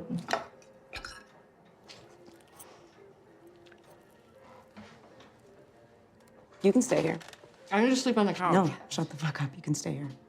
I think I surprised myself in this. My pick is 2014's The Clouds of Sils Maria. Very good. Yes. This is part of like the 1-2 punch with her working with Olivier Assayas. And I it's funny, like, was he in this like personal shopper vibe? Like she plays assistant type characters in both these movies. In Clouds of Sils Maria, though, she is this assistant to an actress played by Juliette Binoche, and it's complicated. This movie is a complicated little puzzle box. It's like this fucking maze inside of a maze, and it's about this actress who is aging, and kind of she played a role where she was in this queer relationship that was professional but also sexual, and weirdly like she's reenacting it with Kristen Stewart's character, and not only reenacting it but also rehearsing a play like continuing that. So it's this weird meta narrative that like, again, like Doug said this earlier, you can't passively watch these movies. But I think in this movie specifically, and why I enjoyed it so much is, again, Kristen's able to do a lot of the good things. She is able to be chic. She's able to be funny. I think she's also able to kind of like point the finger back at Hollywood a little bit in this film and talk about like, you know, yeah, you're young, or like there's innocence. There was a lot there. Just that I love the messaging of this movie. All that matters is what's in the movie. So you admit there was attraction? Stop. Why? Was it mutual? Yes. No, I don't know. You don't understand. Yes, I was attracted to villain, but it's normal. I was fine with just feeling attracted and with the intimacy. So there was intimacy too.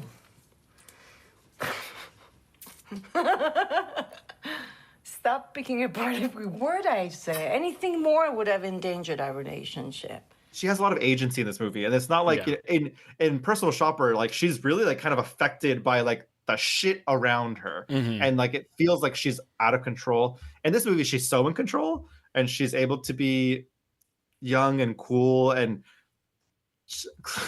Chloe Grace Moretz comes in this movie, oh my god, way late in the game, and like the movie's positing her as kind of like, I mean, she kind of is an asshole, right? Like kind of fuck up Hollywood girly. Yeah. And Kristen Stewart's able to be like, yeah, she's fucking cool. Who cares? Yeah. It's just, in a lot of ways, this movie felt like her talking about being an actress in Hollywood and like, yeah, bitch, like we had to fucking do stupid movies. And like, who cares? Like and it feels just really like the most slay, cunty, cool thing she could ever have done, right? Like she's talking about like her shitty fucking Twilight movies in this film, like by this French fucking like high class film director.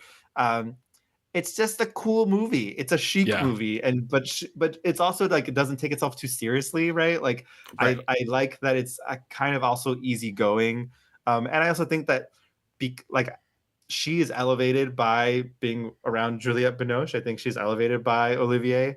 I think she's always able to like rise to the occasion when, if there's good things around her, she always like meets you at that level. Yeah, also just a beautiful fucking movie. It's gorgeous. I think it's like an extremely just like skillful movie. There's so much about this movie that in the wrong hands would have gone so wrong because of those several layers of story and how disorienting it can be, kind of on purpose, because sometimes you don't know when people are rehearsing or when conversations are real. It all becomes clear, but I feel like it's such a fine line between that being like a messy gimmick and being this skillful, layered, like several narratives on top of each other conversation. Yeah, I love the movie. I have it on my shelf over there. It's so good. I remember being blown away when I saw it. And particularly her performance. What a good choice, Louis. Yeah. I first want to say congratulations, Doug, for winning next episode's poll.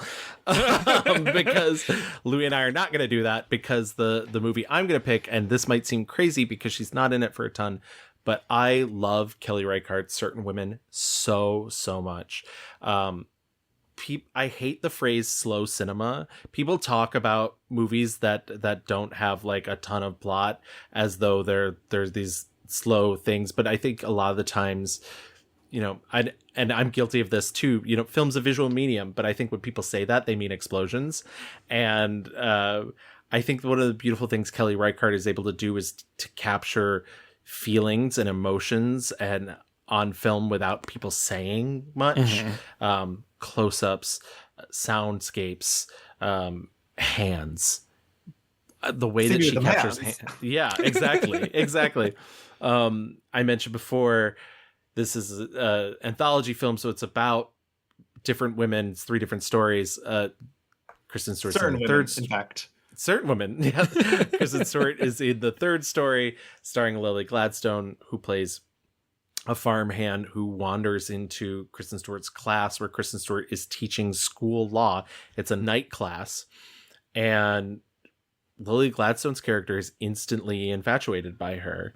And she invites her out to dinner at this diner, and Kristen Stewart does it clearly out of some kindness, some loneliness. But for her, this is just a friend. Like, she sees this person as like a friend, and she's also like a teacher. So she's like, oh, that's what this relationship is. But Lily Gladstone keeps showing up to this class, and eventually she like brings a horse for Kristen Stewart to ride. If only she knew. Yeah, exactly. I don't want to give too much away further from there, but I think these scenes in the diners between them are so telling and so beautiful, and there's so much being said without ever being said. There's this great moment where when she brings her back to her car after she's been on the horse, Kristen Stewart is like touching the horse, which, by the way, scared of horses, equinophobia. And Lily Gladstone touches Kristen Stewart's scarf, and Kristen Stewart kind of knocks it out of Lily Gladstone's hands, and then is like, okay, I gotta go, and gets back into her car. And it's so telling the different ways that they're seeing this interaction, this relationship between them. I love this movie. It makes me cry. This specific story makes me cry every time I see it. I think there's queer longing in it, and I think it's really beautifully acted. Lily Gladstone clearly can do so much with her eyes. Kristen Stewart is left to do so much with her pauses and her not talking. And also, I do want to mention her character, comes up that she doesn't even know school law, that she has to teach it herself before every class before she can teach it. And B, is driving 4 hours to teach this class and 4 hours back, and then still has to work her day job. And they're letting me do this because they think it's funny. The pass is icy. It takes me 4 hours to get here. It's going to take me 4 hours to get back. I have to work in the morning. Did you tell me how you ended up in this class? I just saw people going in. She's tired. She's exhausted. She just sort of wants to get there, do this thing, and go home. She's like, I don't have time to do lesbian stuff tonight, okay? right, exactly. I don't know. It's really beautiful. Their final scene together is really beautiful. One like wild thing is that I guess in the short story, Lily Gladstone's character is a man, and what this says about society, of how quickly that story changes if the pursuer is a man, and how much which is not to say that the things that Lily Gladstone is doing are not stalking, but how much further it becomes literal stalking when it's a man. I will admit, I'm not as warm on this movie as I think most people are. I was going to say, I saw, you didn't. I think this story is the best one. It's the one that I reacted to the most. I agree. I kind of think Lily Gladstone fucking steals it. Absolutely. It's kind of astonishing, and because I think there's this queer longing, but there's this added layer as a Native woman. I think there's a extra isolation of living on the reservation, living. And they only show her around animals. It's her and animals, and going to this class that she's not signed up for, that she is just I don't know. We don't know why she's there, right? She's not a teacher. She just follows people in. Yeah, she says she saw people going in, which I think speaks to something about how she's portraying this character. And I think part of it would be worse if it were a guy, because I think some of the behaviors would feel different. But I also think Lily Gladstone's doing an amazing job of making it feel like there's a lot of curiosity involved, and not just I'm gonna be where you are, Right. My sister said that was a lot of movie for a little Kristen Stewart. Yeah. we watched. There were a few of those, which was a bummer because she's great. and that's the thing. I think, but I think at the same time, Kelly Reichardt deployed her perfectly, and I do think that it she really got to the and Kristen Stewart has said she's never had a director that's been mean, or she's some have been tough, but I think Kelly Reichardt being no, I this is wrote exactly these what words. you need to do. Yeah, I wrote these words for you. You deliver, like, please deliver them. And I think that, like, changed the way Kristen Stewart thinks about this profession. And I think it shows on screen. I don't know. I once again, you're right. You're both right. She's not in it a ton. And I could easily give it to, there's plenty of other movies I really liked. And I could have given it to Clouds of Sils Maria because I do think she gives a great performance. But there's just something so personal about the stuff that they're not saying to each other that I really love. And I think, like, you know, people get their wires crossed the wrong way all the time. And I think that, you know, you rarely see that in movies. Yeah. Fair. What are other things that we really liked? I think we all kind of agreed, like, Camp X-Ray is kind of a stunning performance from her. Yeah. That one's very good. I really liked her a lot in Welcome to the Rileys, but I don't know that I would put it up with the other ones because of the movie itself. See, and I could easily have given Welcome to the Rileys my 5-star review, but I truly hate that name so much. That's the only thing that's keeping it from being up there.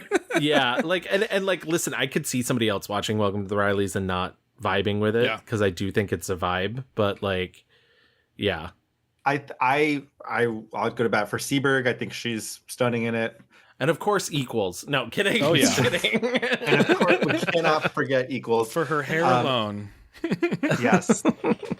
I think it's really funny. Like, every time I was reading about her, people were like, wow, she's so good. It's harkening back to, like, her great movies like Adventureland. And we're all like, not one of us was like going about for Adventureland. I know. Literally, other reviews. I read so many reviews about, like, yeah, like, you know, her greatest, meatiest roles, like Adventureland. And I'm like, straight men, are you okay? What is going on?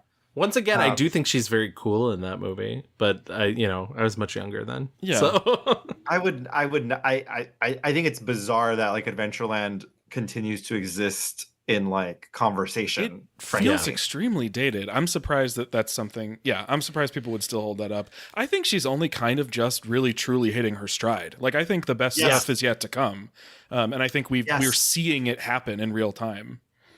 Yes. Well, let's put a pin in that for 5 minutes, and before we get out of our rewind, why don't we do our mixed review? My 1-star review was 2012's Snow White and the Huntsman.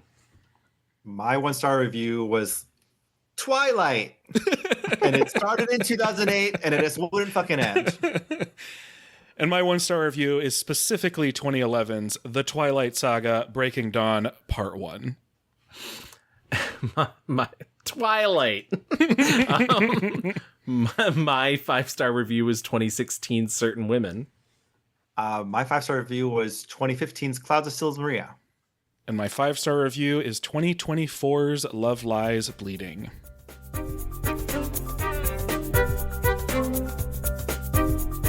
All right, we are in our fast forward, and I'm going to pull that pin back out, as you were just saying, Doug. I think it's really cool. I like the fact that you chose Love Lies Bleeding as your 5-star review, which I think is very worthy. You're right. I think it's really cool that she's, like, starting to do her best work. And listen, she's 34. She's got insane. She's got like 50 years worth of a career ahead of her. And I didn't even mention in the rewind, she directed a short film called Come Swim. It's on YouTube. You can watch it. It's 17 minutes of intense sound design. She said in that same, I'm just going to keep coming back to that Variety article, but in that same Variety article, famously, because this is the quote that kept making the rounds, she says she's not willing to act in any more movies until she gets her film funded, because she wants to make, an adaptation of the Chronology of Water, which is based off a stream of consciousness memoir by Lydia Yuknevich. And what's funny is, like, I even found a thing where she's like, yeah, I let Rose Glass read it. And Rose Glass said in an interview, she's like, yeah, it's really great. It's going to be really visually stunning. Probably really difficult to get made. Which is a bummer. But because it sounds like something. It sounds like something that would be difficult to be made, but sounds like the kind of thing that I really want to be made for that very reason. You know, something that feels less safe and more kind of out of the box. She says it's very queer and very like heady, and I think that's all really interesting, and it'd be a shame if she doesn't get it made soon, because I would love to see her in more movies. She does have 2 other films that have still yet to come out that both have played film festivals: Love Me and Sacramento. Sacramento, as I previously mentioned, is directed by her ex Michael Anagorano, and that I think is a more traditional sort of like rom-com. Love Me is a movie about 2 space buoys that fall in love with each other.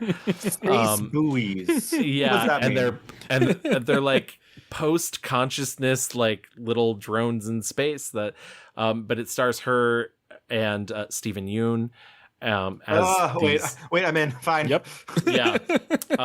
I know people who saw it at Sundance and didn't love it. And it played last year's Sundance, not even this year's Sundance. So like, so she's she's looking for distribution if anyone's listening.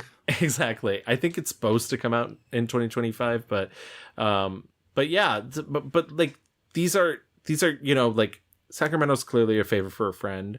Love Me is clearly like another big leap. This movie she wants to direct is like another big leap. Like she is not backing down from this position of like, I know who I am, and I'm going to keep doing these things. She was at one point the highest paid woman in Hollywood because of the Twilight movies. Damn. So like, she can do whatever she wants. I mean, she is. I was. I guess I shouldn't be surprised for that very reason. But she is often billed way higher than I would expect her to, based on how much she's in a movie, or prominently featured on marketing when she is not really the like star of the show. So the biggest picture in certain women on the poster is her. Yeah, absolutely. And I think she's, especially when it comes to something like certain women, happy to do it. You know, I don't think it's like a thing that she knows what they're doing when somebody does that. Mm-hmm. She it's like when RuPaul was like, thank you for bringing class to our little show. You know, that's what it, you know, she's the draw. Yeah. I also do want to say, by the way, in like one of the funniest things that she's done in her career, produces and narrates a show called Listening for the Dead. I wanted to watch some of that so bad, and I just couldn't get around to it. I know people who've watched it that have really liked it. I've not. Ghost hunting shows are not really my thing. Yeah, but it's a queer ghost hunting show. It's on Hulu, and it's like co-created by her and the guy that created Queer Eye. And incredible. But yeah, like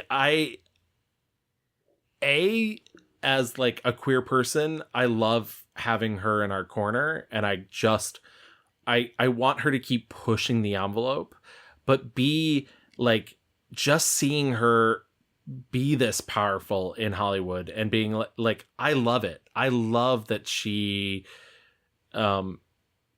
is, you know, interested in making shit that's really weird. I found, you know, that Actors on Actors with her and Nicole Kidman, she even says at one point, like, I want to make flops. I want to make movies that fail, because if they're weird and they're interesting, like, they'll find their audience. I want to make bad movies. I would love to just have a chance to make a ton of them all the time.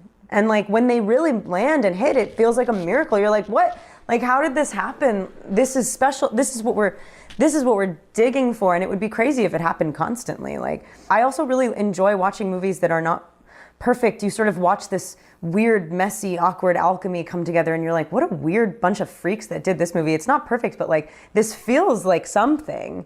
I don't know. She's just one of the coolest people out there doing it. I think it's like the parallel between her and Nicole Kidman is very apt, I think, because like Nicole does everything. She does fucking weird little shit, you know, and I can see her going down that lane. I also just thought, like, wouldn't it be so fucking rad if she was like James Bond? Like, yeah, she could be. She could fucking do it. She could be James Bond, and I would be like, "Yup, that makes sense. I buy it, hook, line, and sinker, no questions asked." And so there's a part of me that's like, God, I know that like she probably like the last thing she wants to do is a fucking big blockbuster, but I know she can fucking do it. I know she especially can a big do it once, Kristen Stewart, just once. Well, that's what I was going to say, especially a big blockbuster that you then get tied up. She certainly doesn't want to do another franchise. And I think that's maybe where that's up. But then again, like, I'm sure Rob could talk her into popping into a like Batman film. Is he doing more Batman movies? Yeah, at least supposedly. One. Yeah. Because like it's kind of the same thing. Like, you know, if she was like, I want her to take her character from Charlie's Angels and actually just be a fucking super spy by herself and like doing the thing. Oh God, she's hot, she's cool. Like it's just all there. She was kind of a little bit funny also. Like I thought she was very funny. Yeah, I thought so too. There are the makings of an action star in this woman. Where's her salt? Where's her Nikita? Yes. Like... yes. I'd watch the shit out of that. She, like you said, Gavin, she's just one of the coolest chicks around. Yeah. Love to see it. Well, I think that wraps up Kristen Stewart. I'm so excited that you brought her to it. We don't do that many people this early in their career because their careers are going to go on for so long, unless they're Jennifer Lopez, then we'll just keep doing updates about her till time in memoriam. But this was so much fun and is like, she's so worthy of this kind of like career analysis, especially because she does, like you said, Louis, like Nicole Kidman, she takes the chances and does all the weird shit. But enough about Kristen Stewart. Jennifer Lopez, enough. Exactly. Doug, now's your chance. Plug your stuff. Where can people find you online? How can they listen to the 1 million hours of podcasts that you're currently recording? Sure. You can find me all over the place at Ikkybooley, ICKYBOOLEY, and you can find pretty much everything I do podcast-wise at glitterjaw.com, and I will usually tweet about stuff I'm doing as well. So anything I'm doing, you can find it there. I'll keep it central and short. At the Glitterjaw Factory. Exactly. We are but proud workers there. They let us wear rainbow jumpsuits. Yeah. You can even bedazzle them if you want.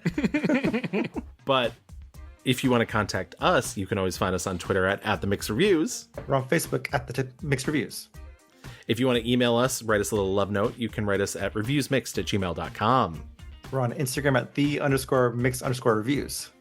And if you want to listen to our back catalog, like you've listened to this entire episode, and you better have listened to every single second of this episode, you can find us on any major podcast app. Make sure to stop by, rate, and review us. It really helps us out, gets us into the algorithm, helps other people find our show. We just want to expand our family. Expand our family. We're a big, loving... we want to expand our wolf pack here, okay? Because remember, The Mixed Reviews is Team Jacob until the day we die. Oh my gosh.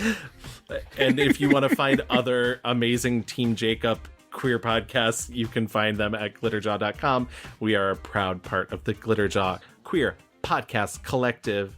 Thank you for co-creating that, Doug, for giving us that opportunity. Thank you for joining us. You bring class to our little operation. Say that. But thank you, everyone, for listening, and we will see you next month. Bye. Bye. My old man is another child that's grown old. If dreams were thunder, and lightning was desire, this old house would have burnt down a long time ago. Make me an angel that flies from Montgomery. Make me a poster